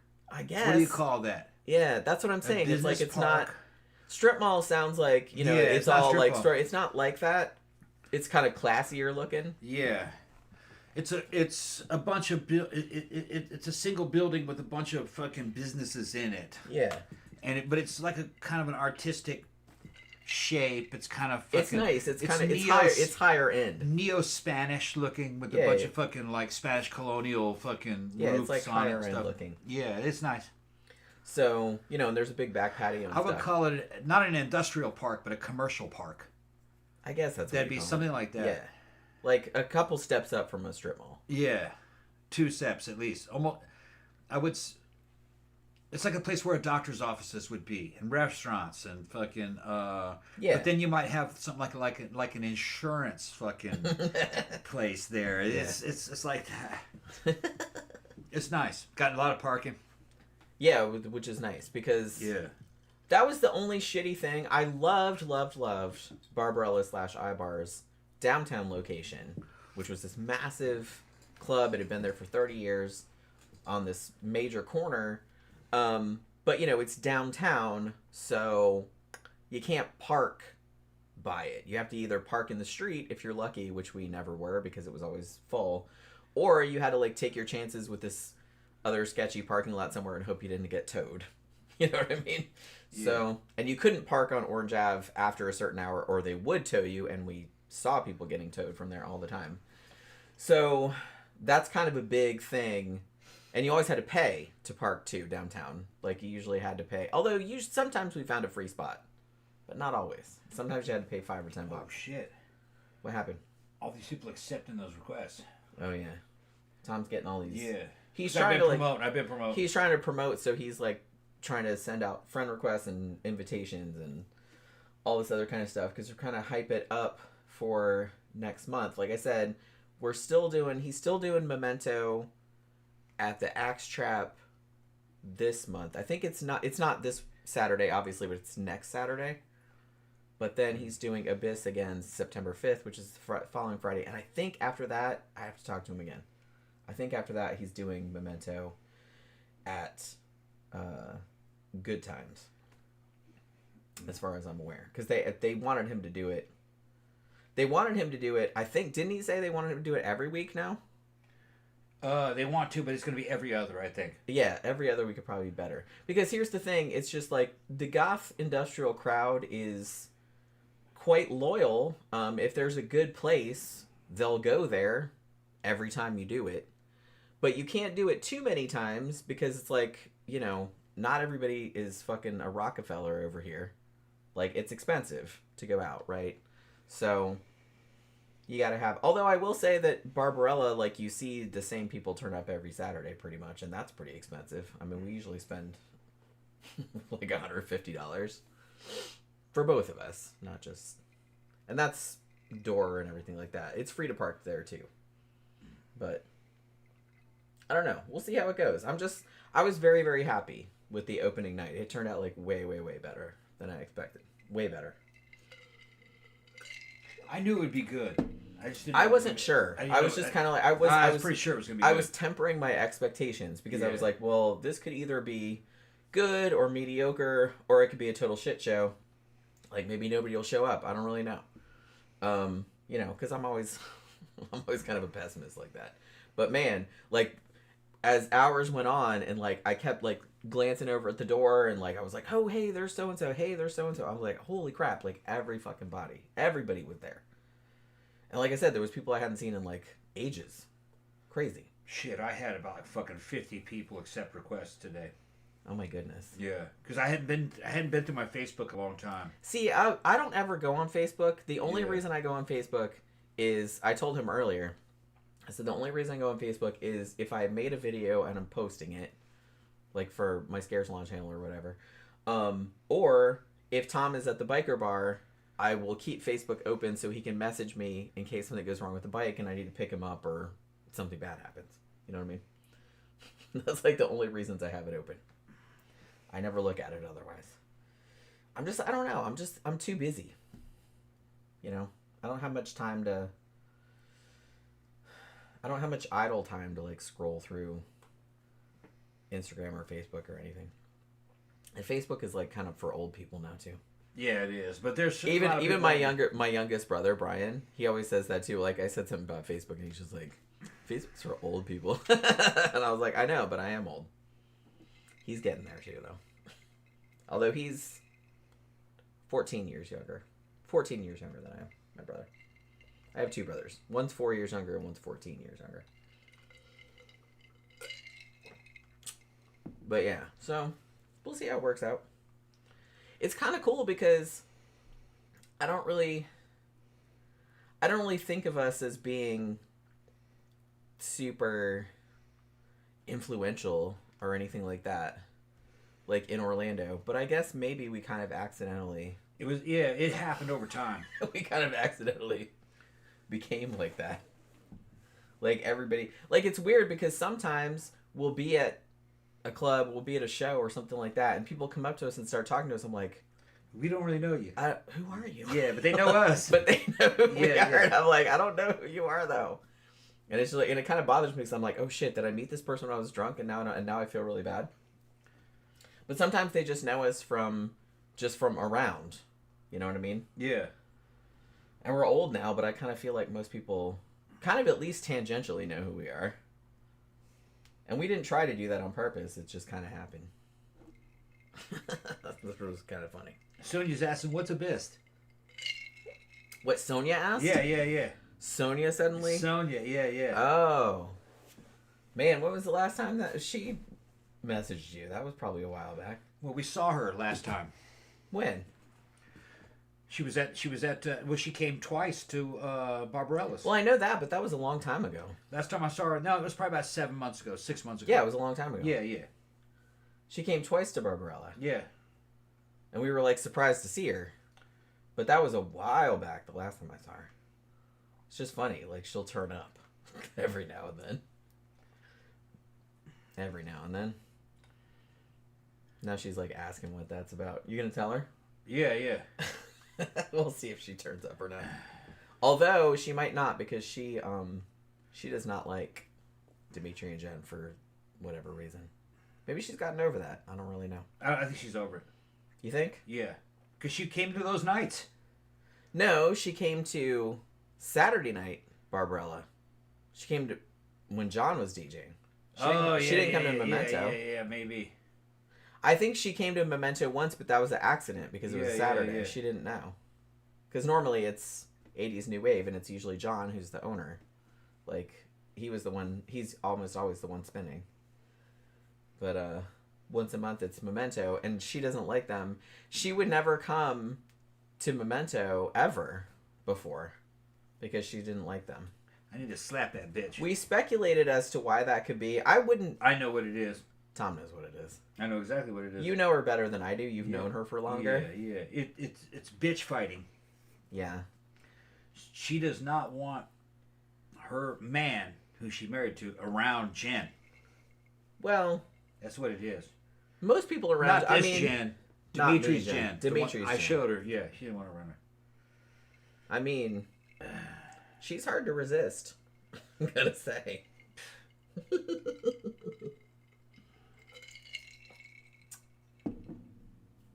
I think, yeah, it might be she's just hating. I think she's just hating. Well, that's exactly what she's doing. I think she's hating because Jen is not only fucking gorgeous, but she's also super, super talented. And like I said, she has a band. Sing. She can sing and all this other kind of stuff. And I think maybe that might make her mad. Well, she doesn't want her man around it. Yeah, because... Her man was from a band, well, too. Here's the thing. Dimitri and her man, Michael, they worked together for a long time. Like, they're kind of friends. Yeah. So I think that Sonia didn't want her man around Dimitri's wife, you know? That's who we're talking about. Yeah, that's her. Yeah. Like I said, she came to Barbarella a few months ago. Yeah. So, well, it was a while back now. But she came a couple times. Wasn't she there that night when like the power didn't go out? Remember that? I took that photo of her. Yeah, that's right. That was at Yeah. When was that at the Gary Newman show? Yeah, it was at the Gary Newman show. I think that was at the Gary Newman Yeah, she was show. dancing up on that box. She was up on the box. She was go-go dancing. Yeah. Yeah, they hired her to go dance at the, like between the thing at the Gary Newman show. So Tom took a picture of her. Me and Jen have a history with that chick. Yeah. Yeah. Yeah, she's cool. Well, She's we cool. hardly ever see her anymore. Yeah, she just doesn't and come she out hardly much ever talks to us anymore. Yeah. She's not he didn't marry her, did he? I think he did. Did he? I knew they were engaged, but that was a while back. Well, they have a kid together, but the kid is like a teenager now. Yeah, the kid was grown like 16. the kid was already grown by the time they got married. Or something. Yeah. So they have a house. He's got a lot of money. Yeah. You know, I think, does he run his own business or is he's it's construction or contractor or something like that. And he's all right. He had a band. He had a band too. I can't remember what they were called though. Shit, I used to do some posters for them too. What the fuck was the name of that band? I don't know if they're around anymore. No, he doesn't tour anymore. I don't think they tour anymore. They used to... Remember when we went at the Grotto when we saw them in, like, Misfit Toys, and that was Damian's band and some other... I don't remember who they were. But, it was an industrial band. Yeah, industrial band. Like, what the fuck was that? I'll remember in a minute. But, I used to...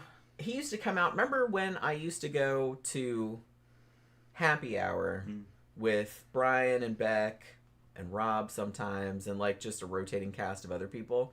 Sometimes Michael was there too, and that was sometimes when he was with Sonia, and sometimes when they had broken up because they were, you know, their relationship was very on off at that time. So sometimes he would come. I don't know. I don't know him that well, but I don't know. I was never a big fan. Maybe he has other redeeming qualities that I don't know about. No, I never liked that dude. He always kind of struck me as, I don't know, I don't really like mean. him all that much. Mean. Yeah, he seems kind of mean. Mean. Like I said, I remember that one time, a while back, we had a birthday party for me. It was my birthday. And we had it at an Indian restaurant. And we invited all these people, and all these people came. And Sonia and Michael came, and he was just like a dick to her. Like, he wasn't a dick to anybody else, but he was just like a dick to her. Yeah. Like, all night. And I was like, fuck, man, that's like he would say all this sideways shit, and I was like, man, that's pretty fucked up. All this passive-aggressive shit. Like, passive-aggressive kind of stuff, comments, he would make about her, like, all night. And I was just kind of like, that's he treated her like shit. Yeah, that's kind of messed up. So it's like, I don't know. Well, that was one of the reasons why I didn't go out with her. Because you kind of had to treat her like shit to get any respect out of her. Which is see, kind of I knew sad. her. I knew that girl before I knew Jen. Yeah, he's known her for a long time. Yeah. And they were friends forever. We were friends forever, and we could have gone out, but I was like, bitch crazy. She's fun. She's fun. She's fun. She's great, but you don't. That's not a good relationship material. Yeah. Can't trust her. She's a lot of fun to go out with, though. Yeah. She's super fun to go out with. But yeah. Yeah, I can see why you wouldn't. She'd be a lot. You'd have to treat her like shit. And just being a girl and being friends with her, another girl. Oh yeah. She's mean on other girls. Yeah, it's just she's very catty. And I don't really like that. Because I'm not like that. I think that's shitty. So it's just kind of like, I think she would say shit about me behind my back. And to me, she would say shit about other women behind my back that was clear that she was jealous of them. And I was like, oh, what kind of shit are you saying about me behind my back? And I found out later on what it was she was saying. Of course she told you. Because other people told me. Yeah. So it's just kind of like, I don't really like that. I don't like tearing other... She liked you, though. I don't like tearing other women down to make yourself feel better. She liked you, though. That was just part of her... I'm insecure, too. She's very insecure, which I get that. That was part of her shtick. And she told me that. Yeah. You know. That was part of her before. Shtick. Yeah. But it's like, I don't cope with it by running other people down to make myself feel better. I think that's really shitty behavior. So I don't really like that. So I don't like catty women. Yeah. So it's just kind of like, she's cool and she's fun to hang out with and stuff, but I don't really like that behavior at all. So I think that was kind of why, I don't know, I think we were good friends and stuff, but I think our friendship was kind of shallow. She told me some things. Well, she's kind of like that. Yeah. Like, she told me some things in confidence, maybe when she was drunk and she didn't realize what she was saying, that kind of gave me some insight into why she was the way she was.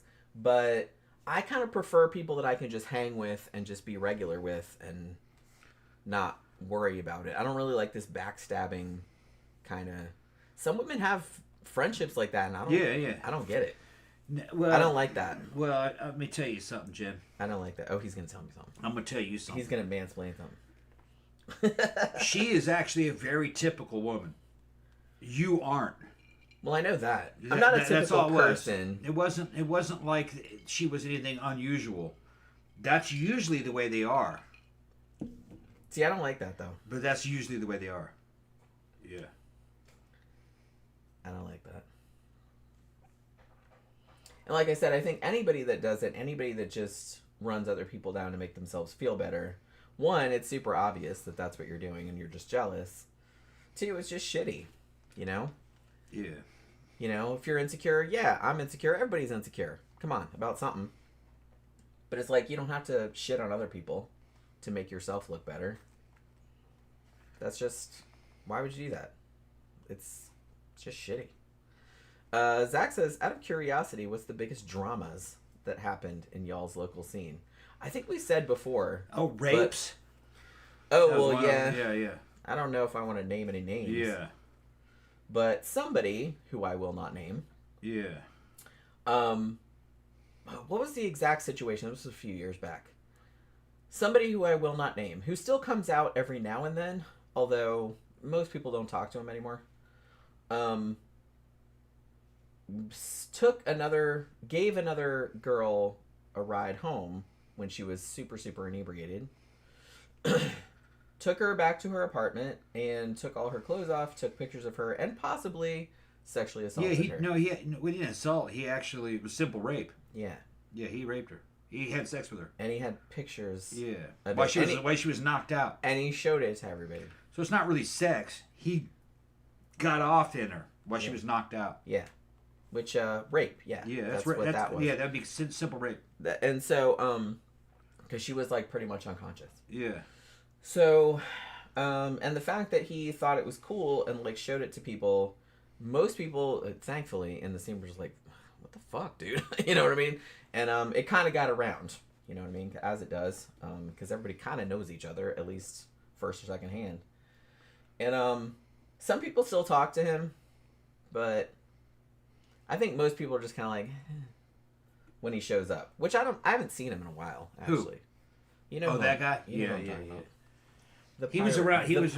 No, actually, he was there for the opening. Oh, was he? Yeah, he would just keep. Was he? I didn't see him. Yeah, he was there for the opening. He must have been hiding. He just kind of kept a low profile. I saw his ex-girlfriend. Yeah, I saw him, and he's like, ugh. And I'm like, yeah, douche. Yeah. He is a douche. He knew her.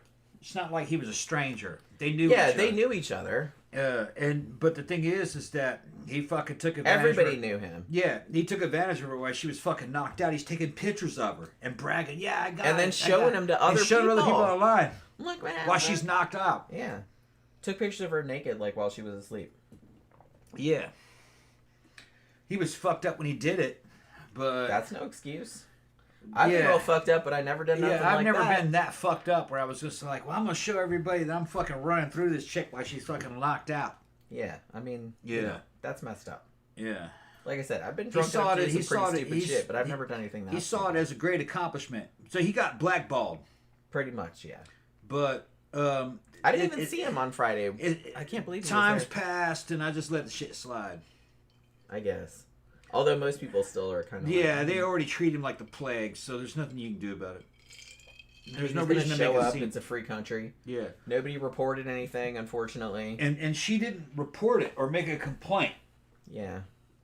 So, you know, there's no fucking legal ground I can stand on and go, you can't be here. Yeah. Had she reported it and complained, then I'd say, that would be different. You can't be here. Yeah. But yeah, I don't think she didn't know what happened until later. Like somebody told her. But it was. Grandpa's going, yeah, dude, I'll be doing fucking 15 years. I heard that he did it to somebody else, like in a hotel or something. I don't remember all the details exactly, but somebody else told me about some other shit he pulled like that. He took her home, like at a convention or something. He knew everybody. He was a friend of the scene. He took her home. Everybody knew him. Yeah, he wasn't a stranger. Like I said, 99.99% of everybody we know in the God scene is lovely people. Yeah. But there's always that 0.1%. And that's pretty much the only dude I know that I wouldn't be alone with. Yeah. I can't really think of any. Can you think of anybody else? I can't think of anybody else. That I wouldn't trust. She's traumatized for life. No, she's not traumatized for life. She's all right. She doesn't remember what happened. That chick is fucking tough as nails. Yeah. She's been through some shit. Yeah. So she's just kind of like... No, in a way, that's kind of sad. Because like, she's just kind of used to being fucked over. That she's just kind of like, well... That chick's tough That's what happens. You know what I mean? So she could have reported it probably, but... They had proof. They had pictures. She's the scene chick. Yeah. So, yeah, he sent pictures to everybody. Yeah. He's drunk, fucking taking pictures. Look, man, look, I got Sonya, man. Look what I got. Look what I got. And he's really saying that. I can't believe I fucked her. Yeah. Yeah, you're out of your mind, dude. She's knocked out. You're fucking renting. And that shit looks so bad. He was banned for a good year, too. Yeah. But then he started coming back around. And with his head hanging low. And like I said, there's most people still will not. Yeah. He still shows up every now and then, and everyone's like, Yeah. I can't wait till tomorrow, man. I need to go to the 80s night. I know we missed it last Saturday because we went to Abyss Friday night. And it was like awesome. Yeah. And we had a good time. And then Saturday came around and I was like, man, are we going out tonight? And he's like, man, I'm too tired. Yeah. I'm like, I'm kind of tired too. And he's like, man, we spent so much money last night. Like, maybe we should like not. And I was like, I hate not going out Saturday night. It'd be great if y'all buy us a drink for tomorrow. I hate it. I'm fucking getting fucking low on cash. She's rich compared to me. I got money. She got a shit ton of money, but she's fucking saving that shit up because we got some plans. I got money. We got plans. Jen's got to get new implants. Those implants that were in there are fucking over 10 years old. It's time to fucking change those bitches out. And fucking, she's got some money coming here through fucking family inheritances. And fucking, we're going to get some new, and fucking, we'll see what she ends up with. But you guys don't understand what's been happening to her and her fucking workout technique. And now all the fucking hormones and shit she's on. Before the show started, I came in here after the fucking biker bar and came in. And me and Jen started making out and shit. And I threw that shit down right there. I ran through it. I'm looking at the back of her. She's just, man, she looks so fucking good. We're going to get a video of that shit. Yeah, she looks fucking great. And fucking Carly. She's my IFBB fucking IFBB fucking female She's a tiny little bitty we met her at mannequins actually. She's a tiny little woman. Yeah, look, Carly. But she's a bodybuilder. She's a bodybuilder. What is she? 4 foot? 4'11", 4'10", around there. Tiny. She doesn't weigh nothing. Maybe like 120, 130. And she saw the picture. She goes, God, man, Jenny's looking great. I says, yeah, she's fucking looking pornified as hell. She's like, yeah, she looks great. I'll show you guys Carly. And we met her at Carly's my workout buddy. We talk over online about shit. She's natural though. She doesn't take any gear, but she's thinking about it because she's in competition. So we were like, oh man, them bodybuilder girls, man, they don't look good. No, you wait till I show you Carly. Carly's looking great. Cramther says, 2 things I would never leave alone with my cop co-workers, my lunch and my wife. Yeah. That's quite an indictment on your co-workers. That, yeah. Because like I said, I mean, I can't think of any other dude that we know, just in the scene extendedly, that I wouldn't be afraid to like be left alone with them. Yeah. You know? None of them are creepy. None of them are... I don't feel like any of them would harm me or anything like that. Like I said, shit, man. That's kind of the cool part of, like, going to the night is, like, we kind of know everybody. Yeah. It's like we've known them a long time. It's all family. It's like us going to church. Yeah, it's like nobody will do anything. No. Nobody will do anything bad to me. Nobody's ever tried to... grope. The only time I've ever been groped or anything like that was like some rando. Yeah, and he got his ass beat. That showed up. Yeah, he got his ass beat. Yeah, he didn't. Like nobody that knows me would ever Yeah. in a million years. Yeah. And not just because they think that I would kick their ass and then Tom would kick their ass even harder. Yeah. But they just know not to do that. You know what I mean? It's like, why would you do that? And most of them are taken. Most of them have their own fucking wives and girlfriends. And they don't do that kind of shit. You know what I mean? Because they know better. That's Carly. She's probably like, look at she's so little. She's tiny. I can't believe, and I'm not tall. I'm only 5'2", 5'3", but we met her in mannequins, and she's like this little tiny. I was like, oh my god, you're so little. Yeah, she's so little. Yeah, I could like pick her up and carry her around. Yeah, she wears little goth clothes and shit, and she's super cool. She was out there dancing. I grabbed her and pulled her over. She's looking like, what? And I says, I see all your work, and she's like, yeah. I says, yeah, you look great. She goes, thank you. Nobody, and I. Because fucking gym people recognized each other, you know what I mean, and that's Carly, but she's an IFBB pro, a female fitness. I don't remember what. Didn't she win one just? Oh no, she's won. She wins. Yeah. I remember you telling me the other day that she had won. Yeah, I just don't remember what category it is. I don't remember what category it is. I think it's female fitness or something. I don't remember. She's not a heavyweight bodybuilder. She's like I said, she's tiny. I gotta pee. Okay. Ooh. Let me out. Yeah. That's what she looks like when she's just walking around. Yeah. That's her husband. Yeah. But she's like a little munchkin.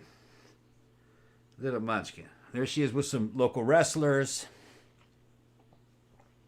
They're trying to get me into that wrestling thing.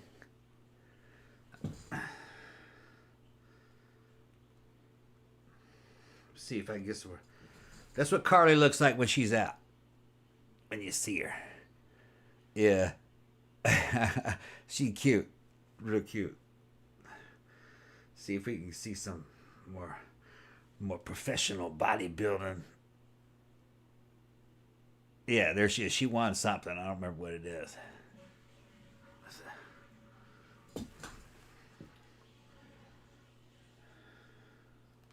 Yeah.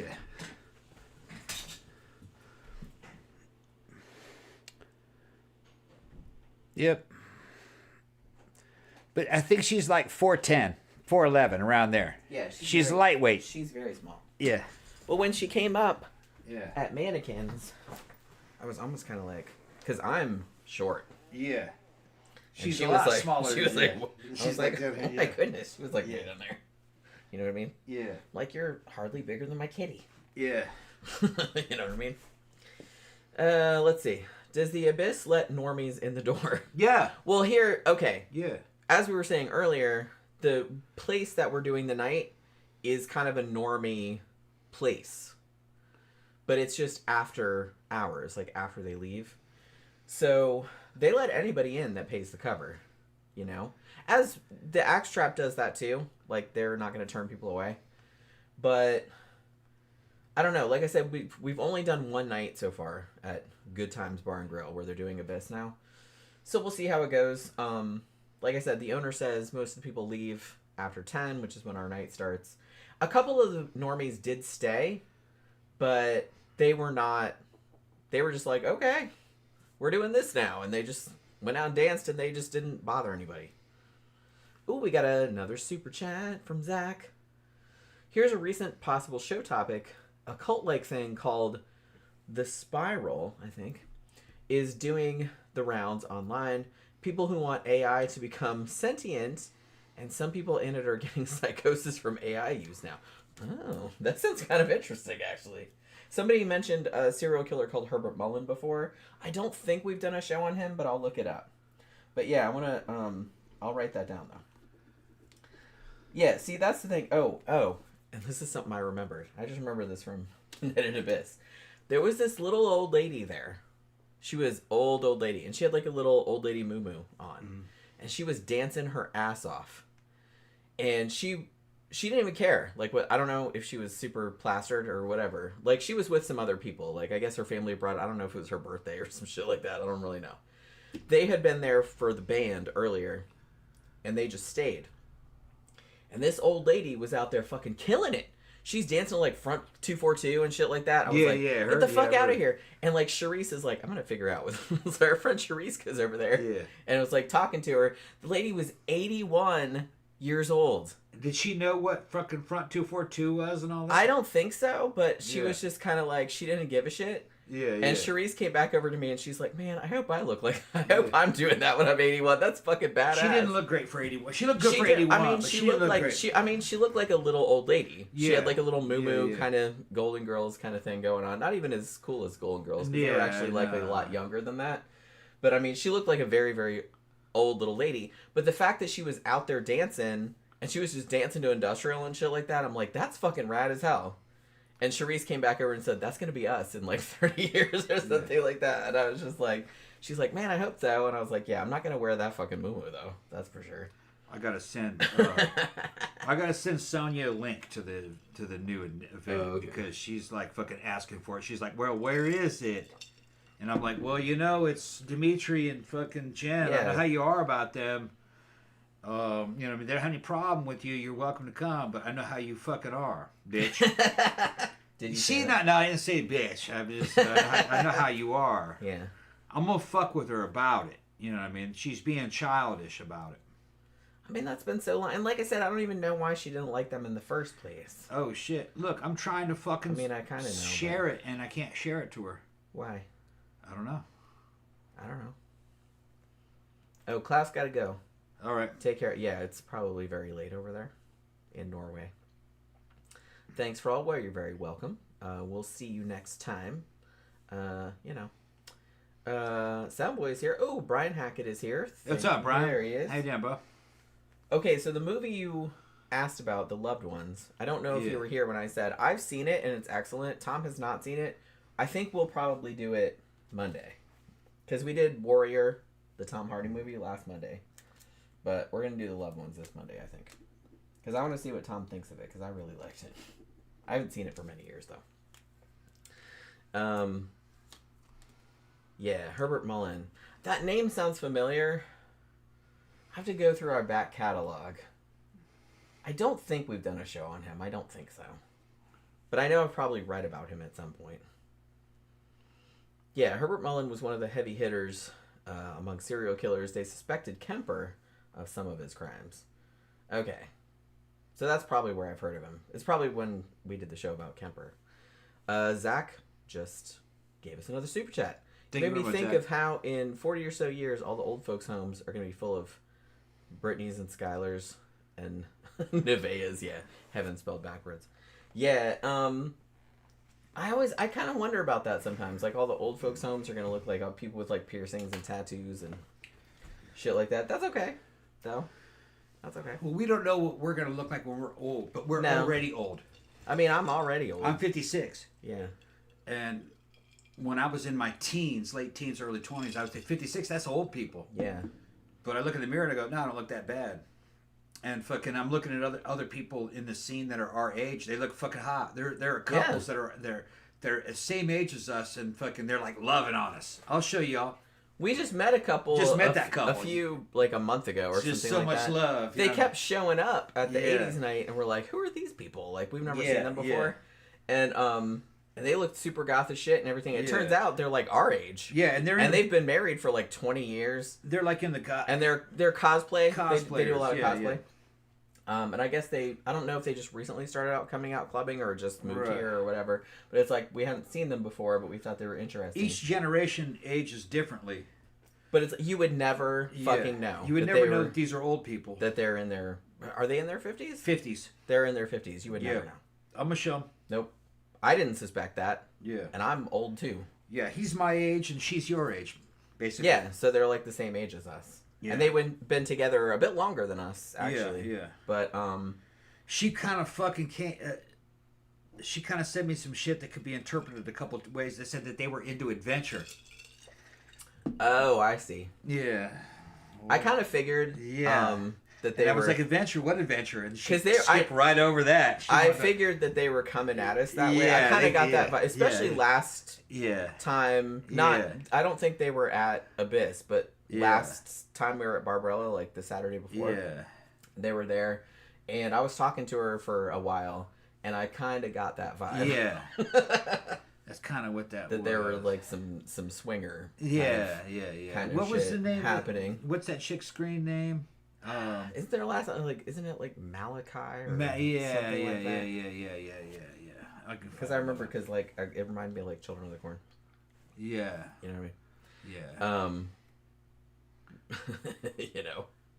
Gramther said, yeah, I'm 56, but 13 mentally. Total case of arrested development. I mean, that's okay because, like I said, when I was a teenager, I specifically thought to myself, man, I don't want to ever be...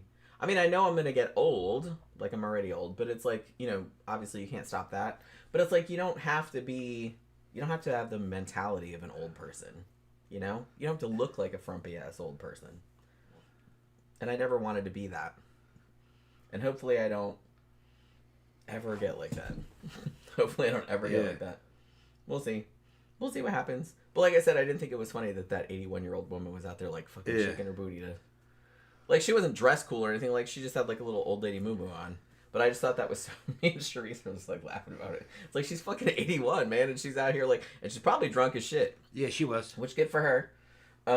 You know, she's 81. She didn't give a fuck anymore. That's awesome. She's out there, like, dancing. I think it was Front 242 she was dancing to. He played... Well, what did he play? Like, Front 242, Nine Inch Nails. Like, he played, like... He kind of... We were kind of joking at first because we got there early and there were all these like weird boomer people there. That's them. Yeah, that's them. Yeah. And that's exactly what they look like. So see, you would never know that they're like our age. They're in their 50s, They're our age. And they've been married a long time. Yeah. They're cool. They're a little bit weird, but they're kind of cool. A little bit weird. Well, we don't know them that well. Yeah. Yeah, that's them. So, yeah, we just met them a few weeks ago. We just kept seeing them turn up. Yeah. She likes like, all our photos, For the past few months, we were like, who the fuck are these people? Yeah. Like, we don't know you. Yeah. And we know everybody. Yeah, they were new. And then we thought they were new, and it's like, then we found out they were our age. Like, I don't know if they just moved here or whatever, but... They were doing other stuff. I think they were doing other stuff, and they weren't going clubbing. Yeah. Because I was like, we don't know you guys. Yeah, that's them. Because Tom doesn't care. Like, if he sees somebody new show up... I'm like, who are you? Looks cool. It's like, who are you? Who the fuck are you? He'll just come up. Not mean, but like... No, I'm cool about it. He's not mean. I would never do that because I'm like too... That's actually outside Barbarella's. That's outside the club. That's John's car. Oh, yeah, that is John's That's John's car, yeah. Yeah. Posing by John's car. Posing by John's car. He has a cool car. Yeah. But yeah, Tom will just like go up to you and be like, who the fuck are you guys? Who the hell are you? What's your deal? Yeah. Which I think is really funny. Because like I said, I would never do that in a million years. But you know. Oh, American Military said I turned 47 years old today. You still a baby, Thanks bitch. for spending my birthday with me. Well, happy birthday. You still a baby, American bitch. Military. Yeah. Yeah. I don't actually remember being 47. Well, I kind of do. That was only 5 or 6 years ago. I don't know. It doesn't bother me that much. We're having fun. Yeah, I'm still having a good time. Like, I don't feel like an old person. We're not broken down. We fucking look good. We get up, everything's good. Thankfully, I don't have any health problems. I don't, Grandpa says, who sleeps I feel more? pretty good. Orlando middle-aged goths or Liberty University presidents and pool boys. Ooh, Probably that's a close. Probably yeah. Probably the Liberty University. I would imagine, yeah. Well, because here's the thing, like goth scene, very open, very generally polyamorous, but on it they're pretty like respectful. They don't do shit like on the down low. They don't. If they're gonna do something, they do it like out in the open. It's not like a secret or nothing. Yeah. I kind of feel like Liberty University, which if you don't know is this big like super Christian. You can't even dance on campus or hold hands or anything. It's like super weird. So everything has to be done on the down low. Like goths would never do that. Anything like if somebody wants something, like if they want to swing or something like that, they will just say that, which I like. It's nice. Around here? Yeah. Oh, yeah. Yeah, you kind of just know where everybody stands. Like if somebody wants to fuck you, they'll probably just tell you. Yeah. They'll be like, "You guys are hot. Can I move in with you guys? Can I get in a sandwich?" Yeah, get in a sandwich. Yeah, it's like they're very open about it. Yeah. Which like, and you can say no, and they're not going to get mad about it. But it's just like I like that everybody's just very forthright. Yeah, it's not like it was back in the fucking 80s or the 90s where the shit was like sneaking. They're not going to sneak on you. No. It's going to be like, No. "Hey man, you guys are hot, man. Want to get it together? Me and your wife, we'll have all kinds of adventure." Yeah. Where are we gonna go? We'll go to the pool. We'll go to this. You want at least want to hear this. You want at least want to hear the dude's fucking off. We'll go to the pool. We'll go to this and this. Okay, here's the thing though. Is it just gonna be me and my wife fucking while we're watching you fuck, or we're gonna? No, we're gonna swap. And I go, well, I don't know about that. Because you don't know. You know, nah. I mean, you never. Depends on the dude. It depends. You don't know him that well. A lot of times when that shit go on. Like, I'm not a big, I'm not a big swapping person. If I've known them a long time, I might consider it. But if I don't know you that well, I don't know. Like, y'all can fuck over here and we'll fuck over there.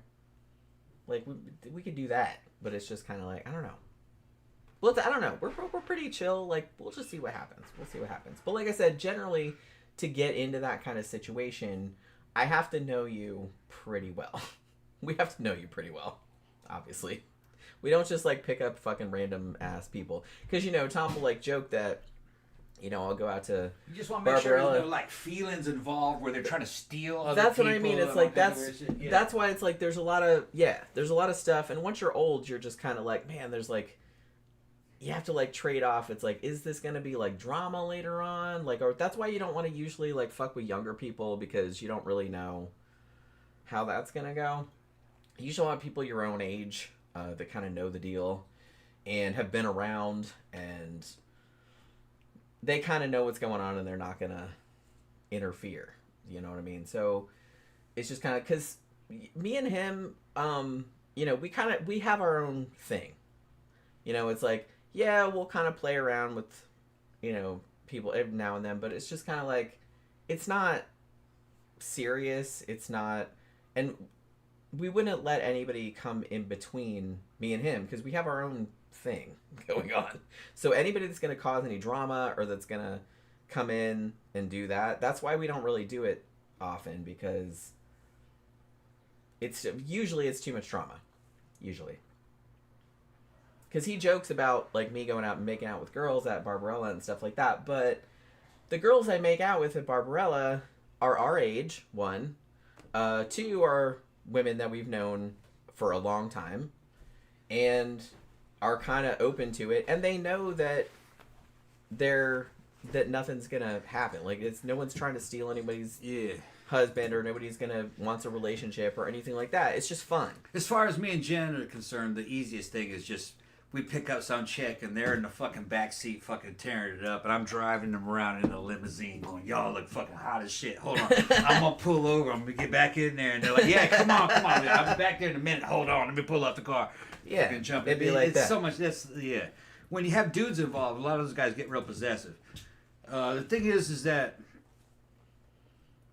if you're involved with these single women, a lot of times they're looking for a significant other. So, that's not really gonna work out with a couple long term. You're not trying to possess them. It's not really a relationship that way. If anything, you're trying to hook them up, find them a man. Because especially at the age groups we're dealing with, these girls they're single. They're looking for a dude. Yeah, because a lot of them have they've been Yeah. married before, they've been in Yeah. long-term relationships before, and like they've broken up, and now they're Right. looking for They their want to have person fun again. in the meantime. And you know, most women around here, I think most women in the scene, they tend towards bisexual. Yeah, They'll fool around, but they don't want to scare off all the dudes that they're looking at too. but I will say So that we run most into that. women in the scene are taken, quote unquote. Yeah, most of the good ones most are of them taken. are in relationships, So are most of the good dudes. and most of the dudes, they're taken. I would say 95% of the dudes are in relationships also. Look, that was one of the things that fucking kind of got me into the goth scene early, back in the late '80s, early '90s. In the late '80s, I wasn't shit because there were just so many dudes, and I was young, and I didn't really have a whole lot to offer. And then I went to the military, and fucking 4 years later, and if you're a goth dude, you don't even have to be hot. You're outnumbered, fucking 6-1. If you're hot, man, if you're a good-looking dude, oh no, man, fucking, you're in demand. Yeah, If you're hot, you're very much in demand. The girls are going to compete for you, but you must know that culture. You can't be in it just for the women. you can't be a poser. You can't be a poser. You can't be into it. You have to be into that. Well, in goth that- girls are very, very aware They know. that they're a fetish. Yeah. We've all been fetishized, Yeah. and it's probably worse now. Yeah. Because of all the goths on TikTok and all that Black kind of dudes stuff. black dudes have discovered goth girls. And Yeah. fucking, you know, they know what it is. They used to be, they didn't know what it is. Because of porn, they know what it is now. That's what I mean. So- it's like a fetish category now. Yeah, So yeah. you really gotta watch. Like you gotta have a fucking test. Yeah. You gotta give them a pop quiz. Yeah. And if they can't answer the fucking questions, Yeah. then you send them on their way. Yeah, if you show up to a goth club and you're not goth, no, they're gonna see right through you. Now, if you're not goth but you're cool, you still can hook up with one of those girls. It's If just you know your shit. you gotta be cool.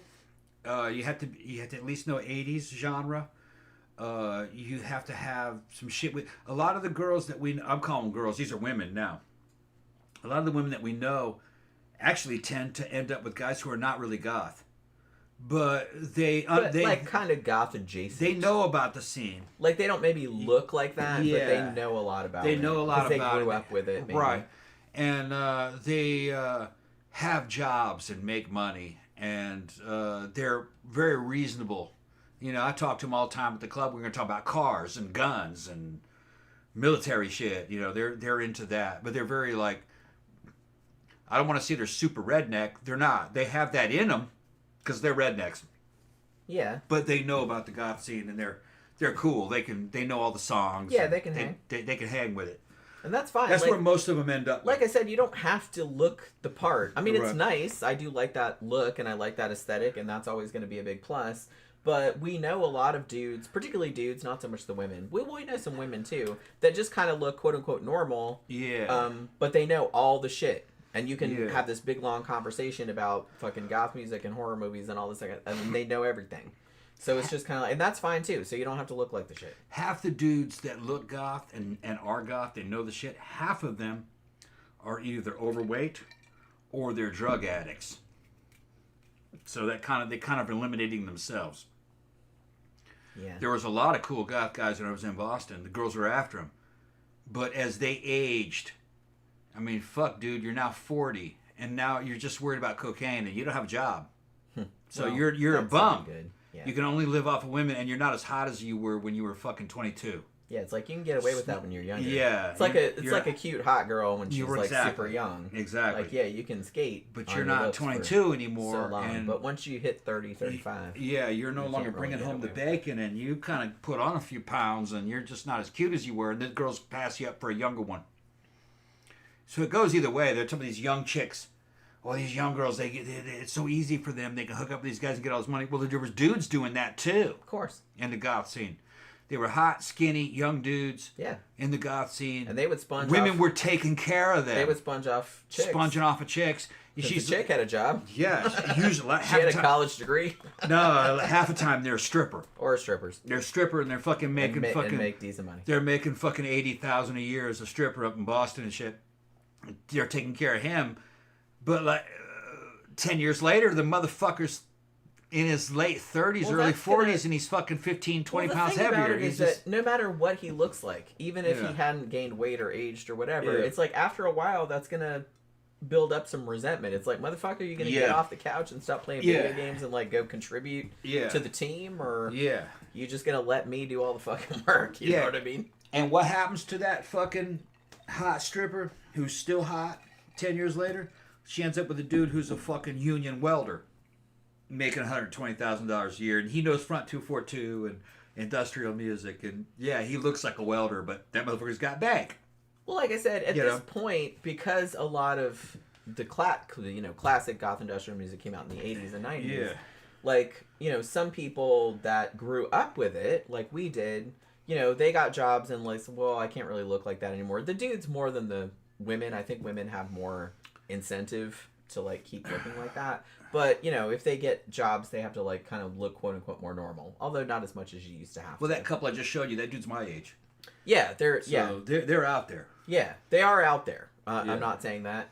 But the thing about it is that, so just because somebody looks quote unquote kind of normal, that doesn't mean they don't know that shit, because they Yeah. probably grew up with it. And it's like, our friend Scotty, who looks like a normal yuppie type of dude and has a lot of money, like he owns a club in downtown Sanford actually, and has all kind of money, but he knows all about, he's our age and he knows all about, he was at a fucking one of the early Gigi Allen gigs and shit like that, you know what I mean? So it's like he knows all that shit, but you wouldn't know that by looking at him, you know what I mean?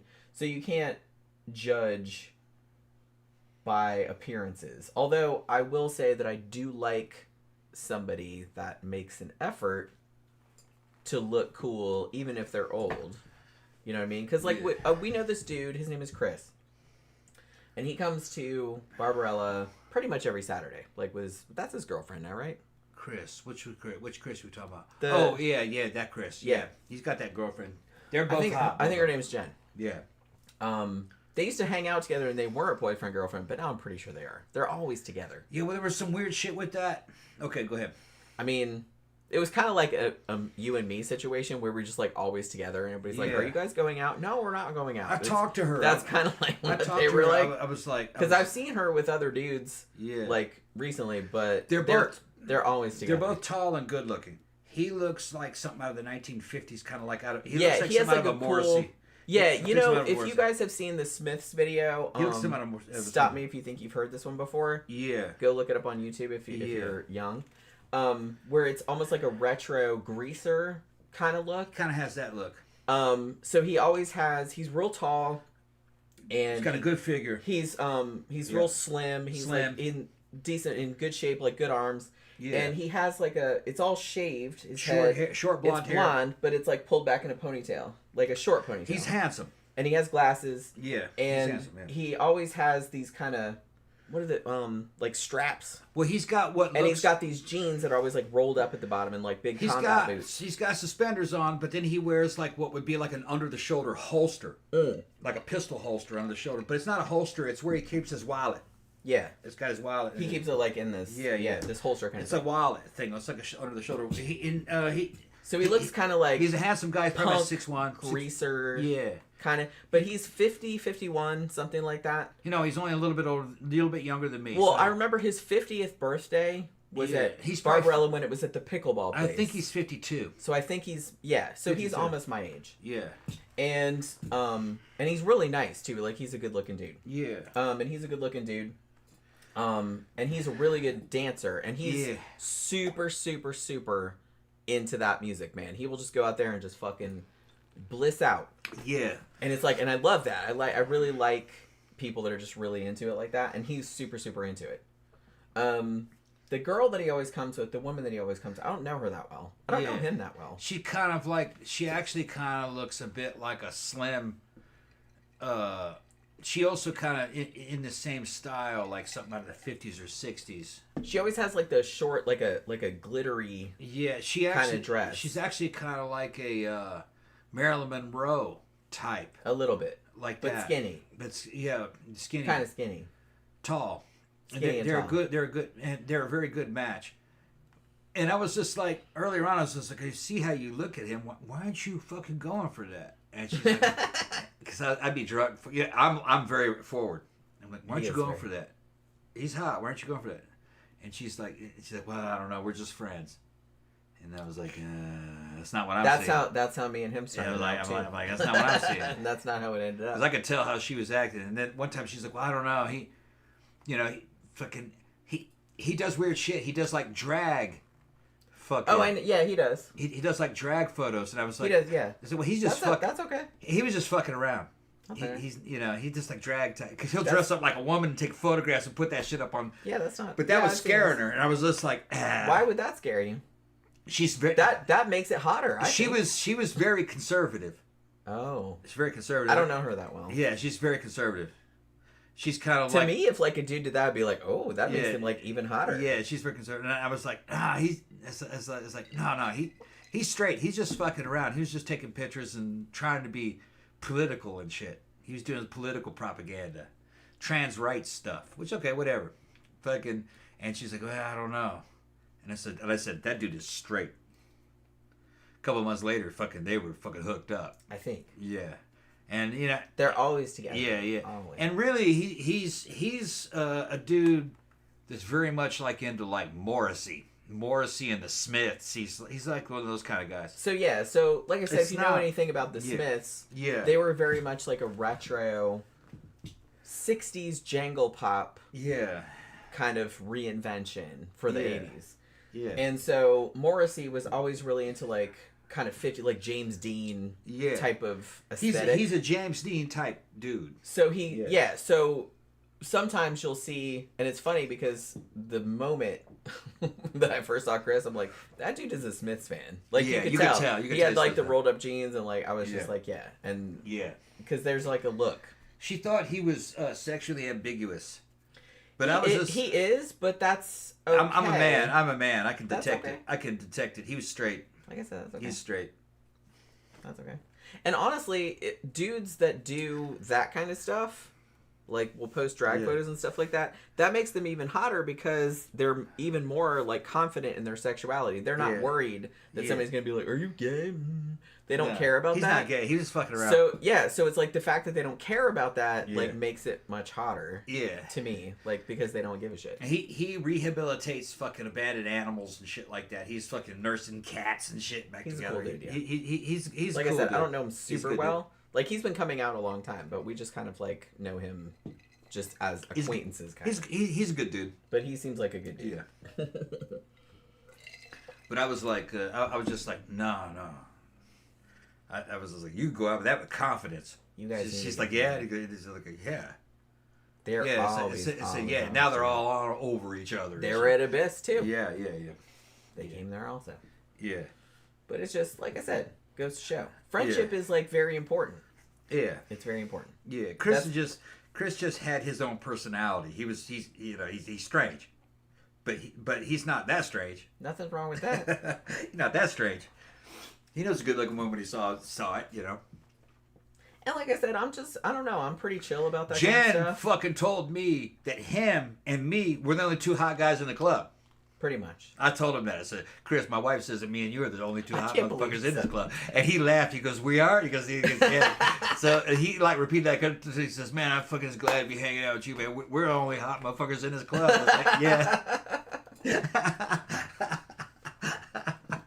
Shit's funny, man. It is, yeah. Well, I was just going to say, because we have conversations all the time. And he's like, okay, well, because I've asked him before, it's like, if I didn't exist. Yeah. Like, who would I be gunning for? Who would you be gunning for? Yeah. She knows. I told her. Yeah, I know who it is. Well, I suspected, and then he immediately said, and I was like, yeah. Immediately, you know exactly who it was, yeah. And it's a good choice. It is a good choice. Yeah. I advocate that choice. Yeah. Yeah, she's awesome. Yeah. But because I know her pretty well. Yeah. But he asked me, it's like, well, if I was like, who would I don't know if I'd go after him, but it's like he's kind of the only one that I noticed. Yeah. Because like I said, I don't notice dudes. Like I said, if I notice anybody, it's gonna be a chick. Yeah. I notice chicks a lot more than I notice dudes because most dudes are kind of, not anything special. But this dude stood out because he had a look. Yeah. He's a really good dancer. Let me see if I can find him. I'll show Like I said, he knows all the music, like, and he's a really good dancer, and he has a look, like an aesthetic, which a lot of dudes do not have. I'm gonna show so he him. has a brand. I'm gonna show him so y'all know who it is You know you're what I talking mean? about. So it's just kind of like, it takes something like that. You have to, like, stand out. Yeah. You have to have, like, your own thing. Chris going on. had his own style. Yeah, and like I it's- said, he looks really cool like that. Yeah, and it comes from a musical genre. Mm. He was into that fucking crooners 1960. Yeah, because immediately when I saw him, like, I knew what I was like, that dude is a big Smiths fan. Like, I could tell just from the way he looked. Like, he had this whole kind of greaser. I think it's Duplass. Yeah, not greaser, but it was just kind of like a retro 50s kind of aesthetic, but all kind of modern too at the same time. But like, I could tell like when I saw it. So it's like it's a look you don't see much. So he had his own thing going on, and I was like, that's why I noticed, because he had his own thing going on. Also, he's a good dancer, which a lot of dudes are not. A lot of women aren't good dancers either. A lot of white people aren't good dancers. I hate to say. Yeah, a lot of them fucking suck. A lot of white people can't dance. I don't really understand like what music they're listening to, but it's certainly not what's on. That's the couple she's talking about. Yeah, that's them. Yeah, they're out pretty much every weekend. They were at Abyss. That's not usually. He doesn't usually wear the jacket out because it's hot as fuck.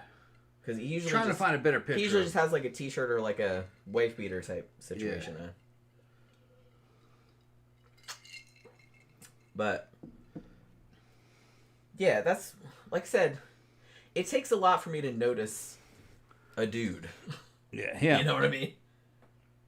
Yeah, that's kind of more what he looks like. Yeah.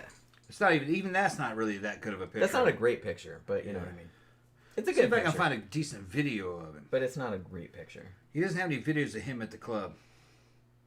Because like I said, he's a really good dancer, which like I said, a lot of dudes are not. So that's something I think that was the first thing I noticed about you. Yeah. Was that you could actually dance. Yeah. Because a lot of dudes can't dance. Woo, my ex-husband could not dance. But he's my age. Yeah. He's cool as shit, though. Yeah. He's cool as shit. Yeah. You want to hear something funny? I don't like to shit on my ex-husband because he was a nice dude. But, Yeah. He's doing that 50s stuff. Got the 50s haircut. Yeah. He Yeah. likes all that kind of retro. Yeah. Yeah, he likes that retro shit. And like I said, he's all into that aesthetic, which is like really cool. Because like I said, you got to have a thing, you know? Have a brand a little bit. Yeah. So you stand out. But, Well, what'd you find? it's a video he did Oh, okay. of his cat biting stuff.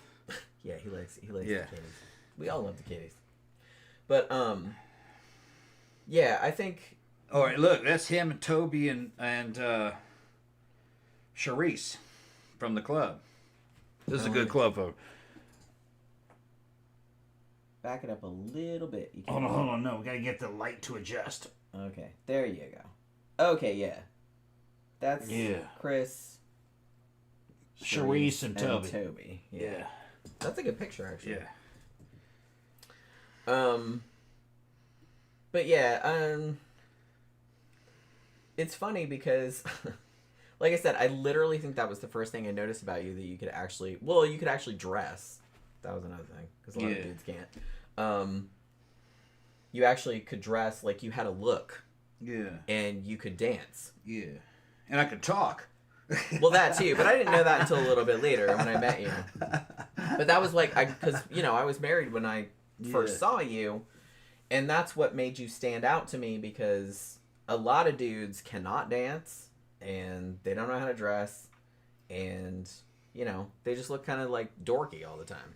Yeah. Or like, they just look like super generic, or, man. And we still see it. Like, sometimes you see some of, like, fucking, you don't see it so much at Barbarella, because usually all the normies leave, but every now and then, like, sometimes at mannequins, if we get a mannequins, like, they'll get, like, the fucking jock boy types showing up, and they all have the same costume. I know they pick on goths for having a costume, but it's like, y'all have a goth too. Yeah, y'all all look alike. And literally, they all look exactly the same to me. I can't tell one from the other. It's the same shoes. They all have the same fucking haircut. pants. They all have the same shoes. They all have the same fucking baggy ass cargo shorts on. Yeah. They all have the same shit. And so they same turn up, personalities. and they all have the same personalities too. Yeah. Like none of them are complete or distinct in any way. Like I can't tell one from the other literally, and that's not racist because they're also white. But you know what I mean? But like they'll show Racist. up and then they'll come out on the dance floor and they just shuffle back and forth. You know, they just shuffle. They can't dance. I'm like, what are you doing? Yeah. Oh my god. They're not. It's not a club culture. They don't have a club background. They either shuffle back and forth sheepishly, or they go way over the top and are like, what? Yeah, you know, then they're like that. And they look like that's- clowns. And then they just look like fucking idiots. Yeah. There's like no in between. No. Like, I like people that are like just super into the music and are so into the music that they don't even care like what anybody thinks. You know what I mean? And they just have their own fucking dance. Like, you have to dance like on the rhythm. Okay? Sidequest is going, the shuffle. So yeah. Oh my god, dude. What Tomorrow, the fuck? tomorrow we're going out tomorrow. I It's gonna can't be wait. fucking good. We missed last Saturday because, like I said, we went out Friday night. We were gonna go out Saturday, but we had spent so much money Friday night, and we were tired for Saturday. We've so. been riffing for fucking 2.5 hours. If y'all have anything you want to ask us, fucking go ahead and drop it in the comment section. Okay, but I'm having a good time though. We're having a good time. It's just not fucking, we're just talking about ourselves and other shit. I mean, maybe some people are interested in that. I don't fucking know. If not, fucking, we can shut this shit down because we can get something to eat up the street. Well, wait a bit. I'm getting fucking hungry. I'm starting to get fussy. Are you getting fussy? I'm starting to get fussy. You want to hear something funny? What's that? I'm telling them. I went with you to Sam's. Yeah. To get your glasses sorted out because they were broken. Yeah. And I think you said something about you were getting fussy in there because you had to wait such a long time. Yeah, I was getting I fussy. thought that was like super funny that you said that because I just kind of said that to pick on you because I was just kind of like, oh, like a little baby, like toddlers get fussy, like a toddler. But it's like I like that you just kind of took that and ran. Oh no, I with love it because that's what it is. You are getting. That's fussy. exactly what it is. I'm having a good time though. Don't get fussy. Okay, I'm having a good time. All It's right. only it's not even 10 o'clock. I know that, but we only got even so 10 many people in there It's watching. not There's even very little interaction. Fucking SideQuest heroes in there fucking around. Very Yeah, she little described interaction. And fucking they got- American military asked us a very interesting question. What's that? A little while back. Tom and Jenny, question: where do you think you'd be if you hadn't met each other? We'd still be here. We'd still be in the same scene. Yeah. Because we live in this area. Yeah. So and we still go to the same places. Yeah. Yeah, we'd still be going to the same places. We'd just be with different people. Maybe, yeah. If it went that way. But the thing is that the way the scene is around here, me and Jen would have gravitated towards each other anyway. Because we were always there. And a lot of other people weren't always there. And the interests, a lot of people didn't have the same kind of interest or the same skill set that me and Jen had. So we still would have fallen in together. Probably. If we didn't hook up, we just still would have been friends. That we would have had we'd been like friends in common, but we'd be going out with other people. We still know each other. It'd be like that. Yeah, it's not a tiny scene, but it's small enough that everybody would knows still each know each other, at least at second remove. Yeah. Because the thing about it was that I think I met you. Well, I met you at iBar. Yeah. I had seen you for a long time, and other people knew you. And I think I met you. I don't remember when it was. I think it was 2009, 2010, something like that. And you said something. I think one of the first things you said was I was going to the bathroom, like out to the front, and you were passing me, and you said something. You liked my necklace or something like that. Yeah. And I think that was the first time that I had talked to you in person. Maybe I don't really remember, but I don't know. We just kind of started hanging out. We just always started like talking and stuff. Me and Jen fucking kind of hit it off. Even when she was married, we kind of hit it off. We were like friendly. Yeah. And then when she was single, all of a sudden we were hanging out more because we were both single people. Yeah. Like we didn't live together then, No. obviously, but he would come over to my place. Yeah. Well, I lived in Daytona for a little while. Like I think you drove me home a couple of times when I still lived there, but then I moved to Orlando, and so you'd come over to my apartment sometimes. We had music in the scene in common, so we were just like talking about shit that was going on there. We danced and shit fucking to the same kind of music. We were into the same stuff, so You know, it was. And then we were hanging out with the same people. We'd be going to fucking Universal Studios with friends of ours, and you know, fucking going to the theme parks and crashing at each other's houses. So it's just. I don't want to say it was destined to be, but it kind of was. Yeah. Because we had so much in common. It's hard to think of. I don't know. It's just hard to think if both of us had stayed here, like, you know, if after I divorced, maybe I'd moved away or something like that. That might have been different. But if I had stayed here, we probably still would have. I don't know. I kind of feel like we probably still would have got together. We still would have. We should have been hanging out. At least been friends. Because I would have been friends with your boyfriend, and you'd have been friends with my girlfriend. That kind of thing. Yeah. Yeah. It just so happened that we hung out so much. Yeah. We were just kind of like. It'd be the same situation as us and Jen and Dimitri. Yeah. It'd be like that. It'd be you and your boyfriend and me and my girlfriend. Yeah. We'd be seeing each other. We'd be working together probably. Yeah, it'd probably be like that. So it'd probably be same. But we wouldn't be with slightly we different. wouldn't be with each other. We'd be with somebody else, but we'd still be the same. Yeah. Yeah. Because I don't think there's any such thing as, I don't believe in like destiny or anything like that. But I don't know. I just kind of feel like me and you it was just so organic when it happened. Well, it was like a funnel. We were falling down like the bees falling together. We're going to be in a collective of about 6 people. Yeah. And we know all 6 of those people. It was like that because. It's just the way the scene was. Yeah. And like I said, I guess it's easier. And the chemistry. It's easier for us because we're in an established scene. Yeah. There's all these people that we've known years and years and years, and a lot of them have dated each other. We all know each other and stuff like that. So I kind of feel like it would have happened at some point. Yeah. You know. It's not quite the same thing as normie as culture. Just being out in the wilds and just picking up randos. It'd be kind of like being in a church. If you're dating from a church, you're gonna be filtered down into only a few smaller options, pool. To a smaller pool. That's like all those people. Right. That's what it was like. That's kind of what it was like. Like you're gonna end up with one of those people because and it wasn't a limitation. That's what we wanted. Yeah. That was the pool we wanted. Well, these are the people that they get us. Right, yeah. You know what I mean? Like, I want to hang out with these people because they get me. They're into the same shit as I'm into. Me and Jen were inseparable even before we were a thing. Yeah. We couldn't stay away from each other. That's why fun to be around, That's why we ended up together. Because, couldn't really stay apart. And like I said, everybody said that to us. Yeah. We would just hang out. We were dating other people, and we'd still, go out to the bar, Saturday night, and it was like, why are you guys not dating? And then the people we're dating are jealous that we're hanging out. Yeah. You can't see him. Man, that happened one night. This dude I was dating. Yeah.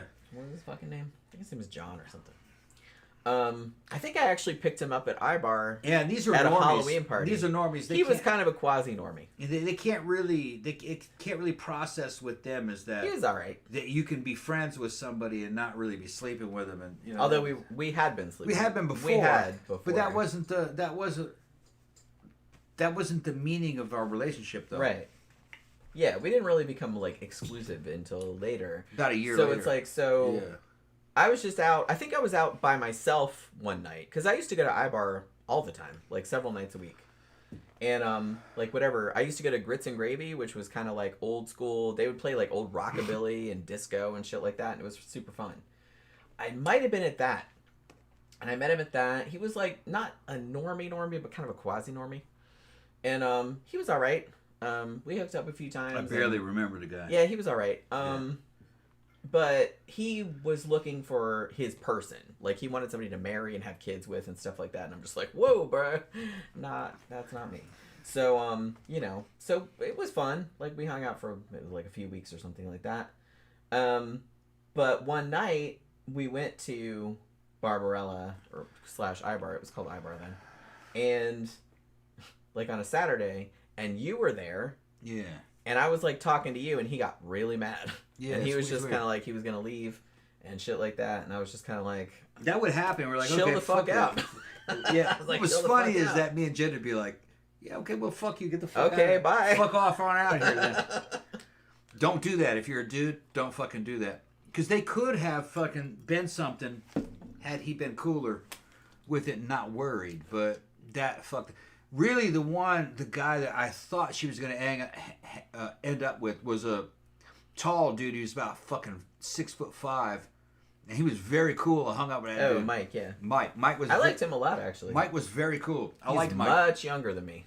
He was young, but he's super fun. And he was fun. A lot of fun. He was fun. I liked hanging out. He had with parties him. at his house every week. Yeah, I liked Mike.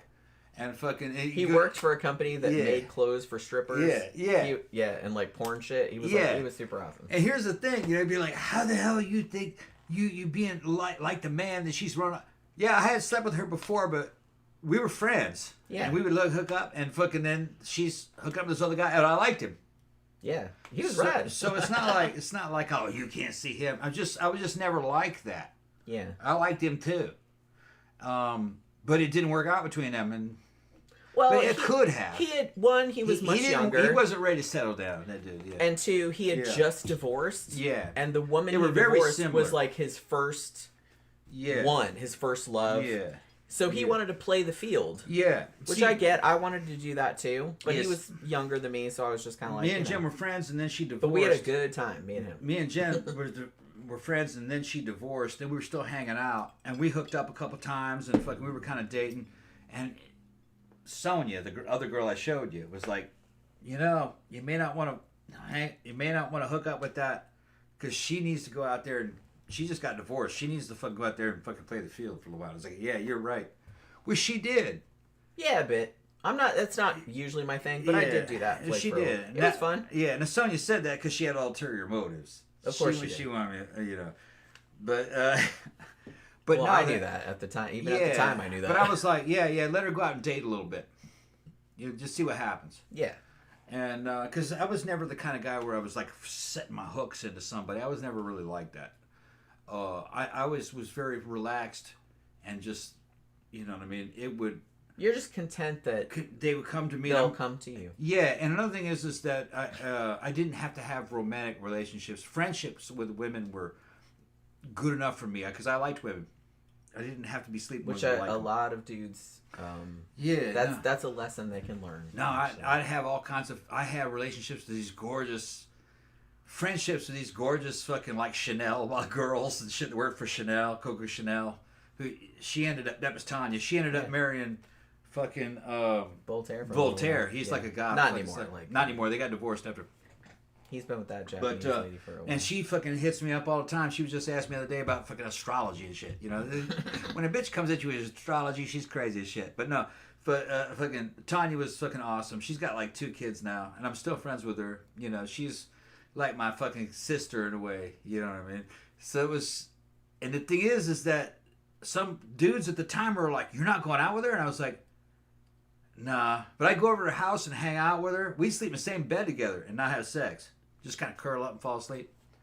The thing is with Tanya is that Tanya would hook up with these dudes. And then she'd break up with them for a month later. Yeah. And I was just like, I'm getting a better deal here.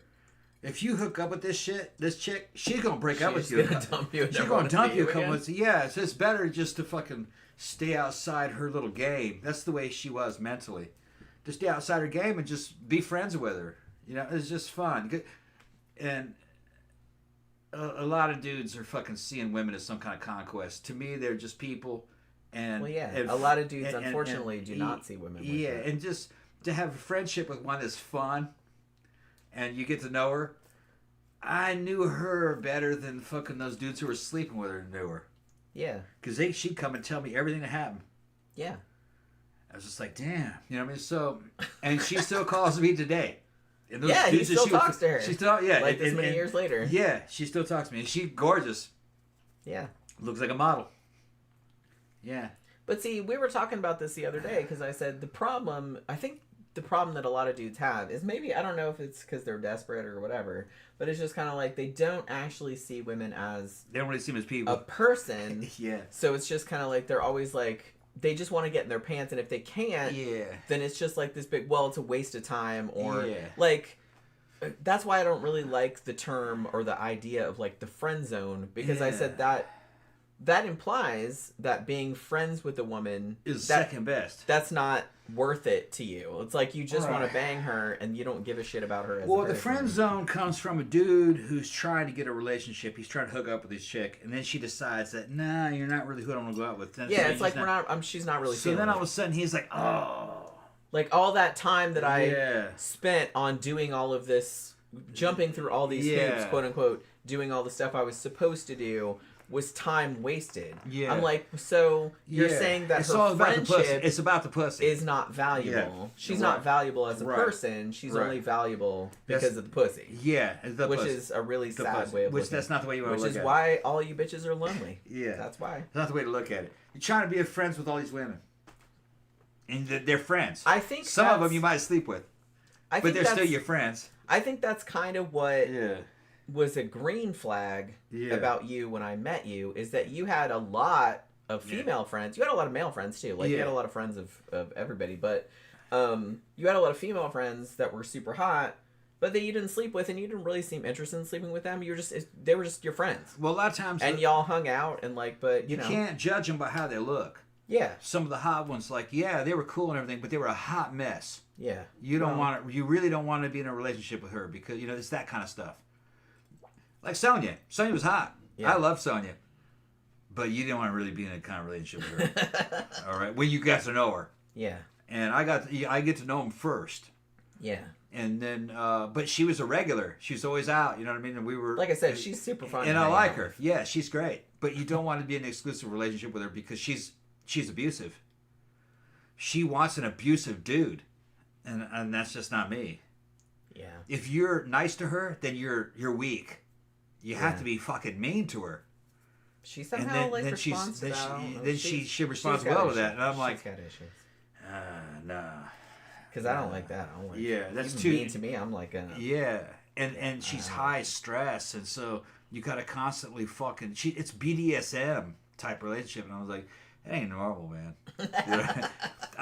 But the thing is that if she is in a relationship with kind of an abusive dude, she's cool. Yeah. Because now she can bitch about him.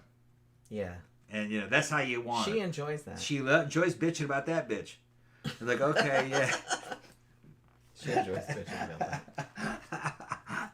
So, I don't know. I think if you do something that makes me mad, I will bitch about you to your face. I'm not gonna go behind your back and bitch about you. I never do that. I think a lot of it. I was telling Jen the other day. I think a lot of it came from the fact that I grew up in a state of plenty. Well, you were never. Yeah. I grew up in Brazil as a foreign guy. You got laid all the time. I was getting laid constantly, and then I was in Michigan and fucking. In high school, fucking Steve and Gramters, he went to high school with me. He'll fucking mention. He's probably listening still. We were in the drama program, and we just fucking. It was just for the taking, and me and Steve would tag team chicks, hot chicks. I date her and she date her, and then me and him would date her together. And we'd take her out on a date together. Fuck with her. So I was never really had kind of like I wasn't really possessive or jealous because there was more of them. Because we were popular, So I never really kind of had this situation where I was this predatory shark where, this one's mine. Oh shit, stay out of the way. It was just, I can't really describe it. To me it was normal, but listening to other guys, especially like in the red pill community, which I don't think they're wrong. That's probably the situation that they're in. But I listen to what they're saying. It's not quite the situation that I was in. So I was just like, yeah, what you're talking about might be with you, but that's not the way it was with me. It was meeting girls and women, depending on what age I was in, was easy. And striking friendships and relationship was easy. And I think it's because I just kind of didn't try. I don't know. It was just like a normal conversations. Jen says it's because I treated women like people. So maybe that's what it was. I can't describe it. For me, it was easy because it was just normal. Jen says because I was treating women like people. Which sadly, a lot of dudes do not. Yeah. I guess. Well, they're objectifying. Or something. They see women as just like something that they have to get. Yeah, like an object. Like a goal or something. Yeah. And women generally do not like that. Yeah.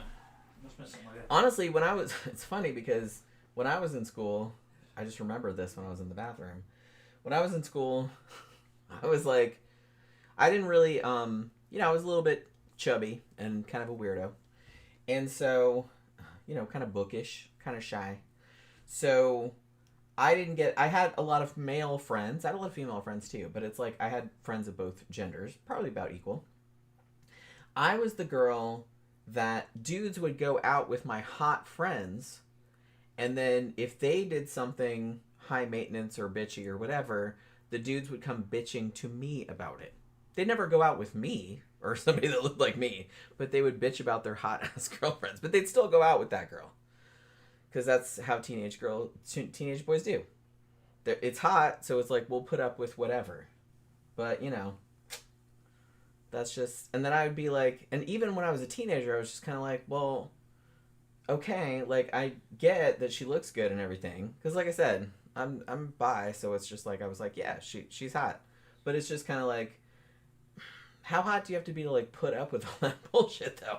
And it's like, if you're just gonna bitch about it all the time to me, but you won't go out with somebody that looks like me, like a normal person, so it's just kind of like, can't really sympathize. Sorry.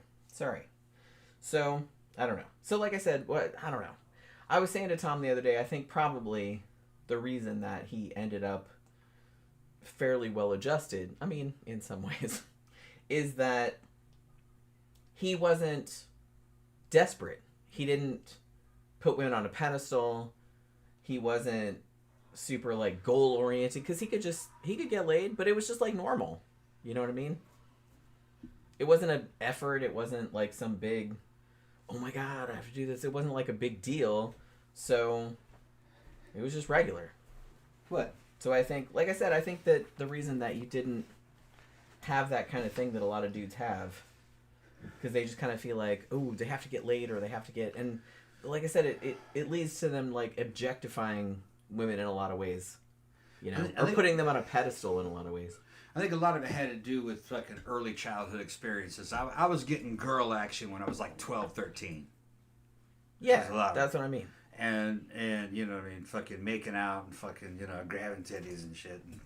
And it was pretty easy. And then get into high school, it was pretty, it was a little harder in high school because most of the girls are older than you. Yeah. But even when I was in high school, especially when I was in Escola Graduada de São Paulo, they had the fucking, it was a private school, and you had kindergarten to 12th grade all in the same fucking school. They kept you separate. Yeah. But when I was in 9th grade, all the fucking 8th grade chicks fucking just loved me.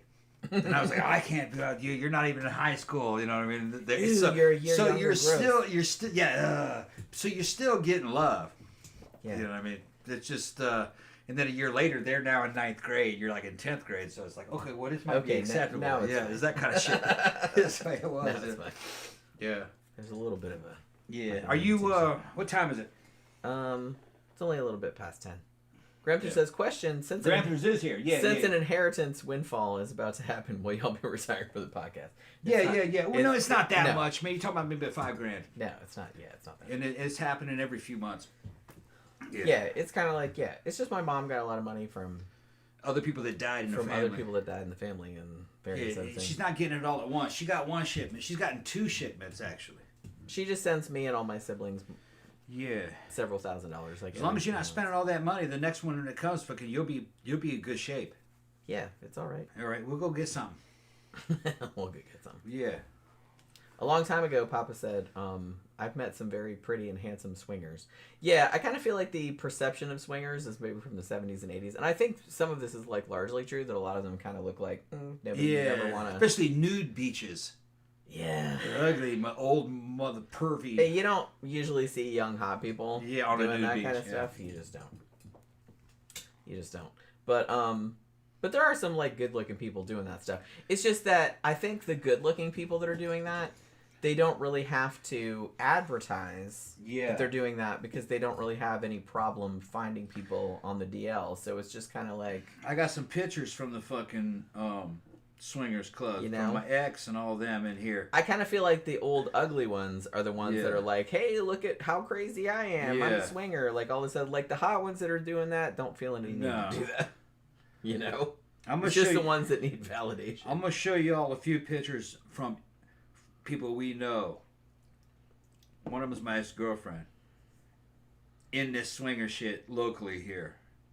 Well, don't I show think it's anything on this else. phone. No, it's not. Okay, I don't Okay. have it on this one. Never It's on mind. the other one that I lost that day. I think you showed this before. I think I showed it before. But no, they're good looking. Yeah. But if they're good looking, it's between good looking people. Fucking most other people are not invited. Yeah. But yeah. That's what I mean. Yeah. I kind of feel like the only people that Okay, like, no, I got it. only people that advertise that kind of stuff Yeah. are the people that are maybe like insecure about All right, I'm not gonna go real close. So y'all don't see, okay? But Yeah. well, yeah, we know them. Yeah. You couldn't even see what I can't see what that is. Yeah, it's that kind of shit.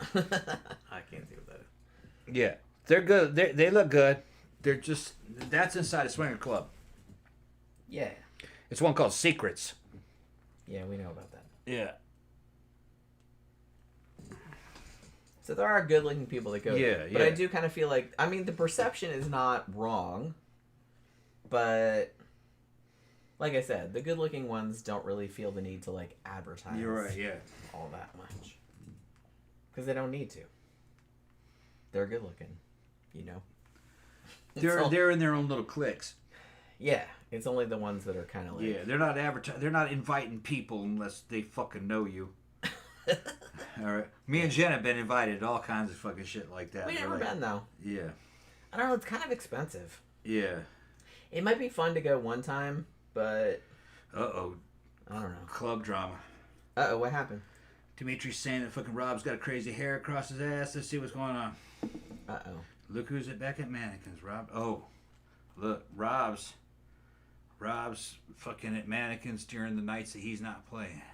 What, is he spinning there? Yeah. Oh, well, Paul He's is in- in the hospital. Yeah, yeah. Right. 'Cause I'm remember- gonna tell him, yeah. Tell him, does he know that? Maybe not. Let's see. Okay, we'll tell him. Yeah, because Mannequins, Paul Vane, who has been DJing here for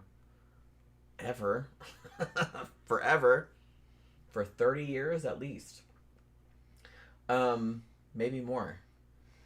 He spun at Mannequins for a long time, but recently he had some kind of like heart issue. Yeah. So he's been in the hospital for a while because I saw some updates from Tina, his wife, and so he hasn't been able to spin.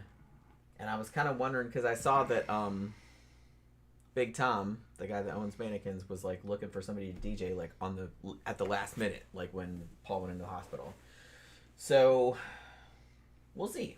I mean, I'm not saying anybody's last names, but there's another DJ here in Orlando. I'm not even gonna say his first name. There's another DJ here in Orlando. He's an alright guy. Well, I don't know if I'd say that. He said he's out though. Yeah, but he's not good.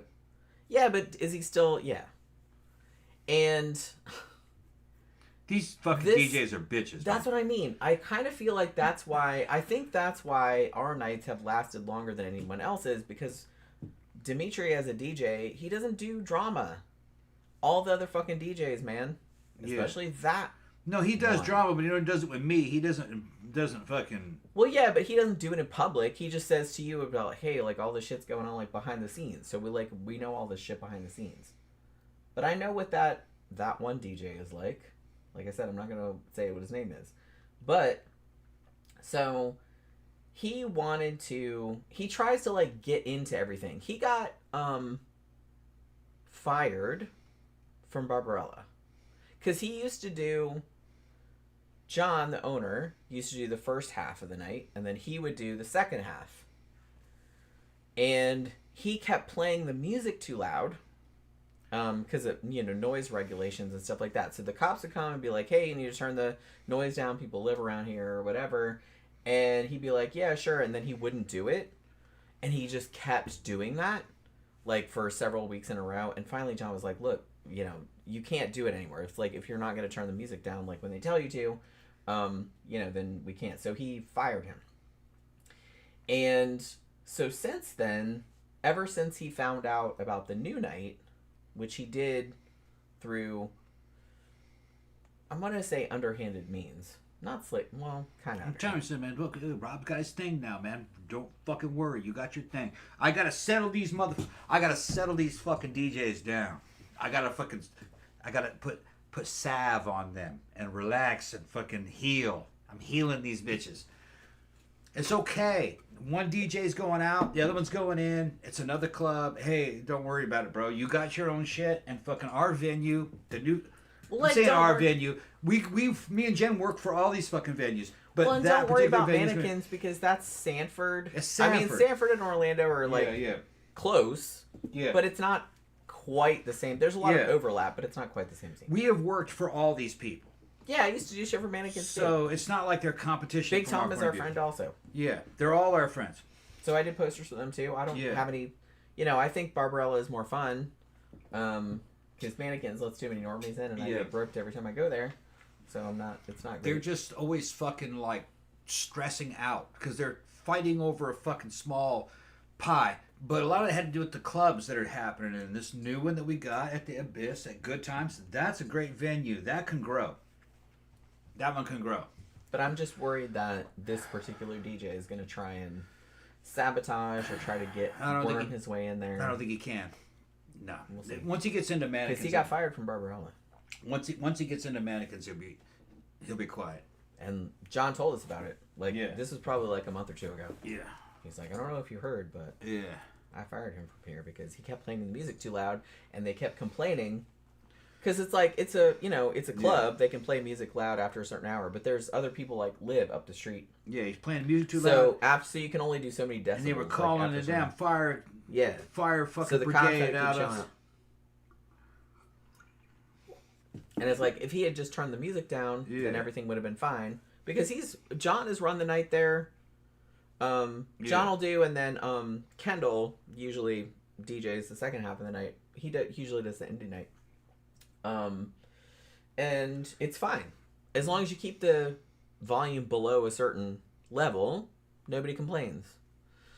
But apparently, this guy was turning the shit up, and I didn't really notice because we were in there, and you know what I mean. But they got a lot of complaints, and the cops kept coming, and he kept telling him to turn it down, and he wouldn't. So he finally fired him. And, so now he's trying to I kind of feel like maybe he's trying to poach shit off of other DJs. Don't worry about it. It'll be all right. But, well, Dimitri's worried about, I get it. Dimitri and I have very similar personalities, I've noticed. Yeah. He's a worrier. I am worry also. Too much, yeah. Yeah, it's it sucks being like this, being plagued with anxiety all the time. And sometimes you're plagued with anxiety and you don't even fucking know what you're anxious about. Yeah. And sometimes you'll stop and think, what am I fucking worried about? Nothing. But, you're just always worried. So I get it. Dimitri's night's been going strong for 15 fucking years. Yeah. If anything's gotten stronger. I get why he's worried, but, I can't judge because I do the same thing. Let's get somebody to eat. I'm getting fussy. You getting fuzzy? I'm getting fussy, yeah. What you want to eat? I'm gonna get a McRib sandwich. Oh, you're gonna go down to Circle K? Yeah, going to Circle K, get a McRib sandwich. All right. The car. All right. So we're gonna go down to Circle K. Yeah, let's get some meat. Get some sandwiches and some chips. And then we'll watch something. And some shit like that. Yeah. We'll watch some shit on the TV. Yeah. It's not too late. It's only 10:30. All right, so we're gonna wrap it up for this evening. We went on 3 hours. That's probably good enough. Hopefully you guys enjoyed hanging out with us. I know we went off on our own kind of thing. We're off on our own kind of memories and kind of tangents or whatever. But, it's all fun. It's Friday night. We're drinking. It's a good time. So hopefully you guys had a good time. Thank you very much for hanging out with us. Thank you for all your super chats. Hope you guys have a good rest of your evening and a good weekend. Probably on Monday night for the movie review, we'll probably do The Loved Ones. Because Brian Hackett, who is here a lot of times, recommended that. I've seen it before. It's great. Tom has not seen it. So we'll probably do that for Monday's show, unless something else intervenes. So, yeah. So hopefully you guys can join us Monday night for the movie review. But until then, please have a good weekend. be safe out there. And we'll see you guys on Monday night. Good night.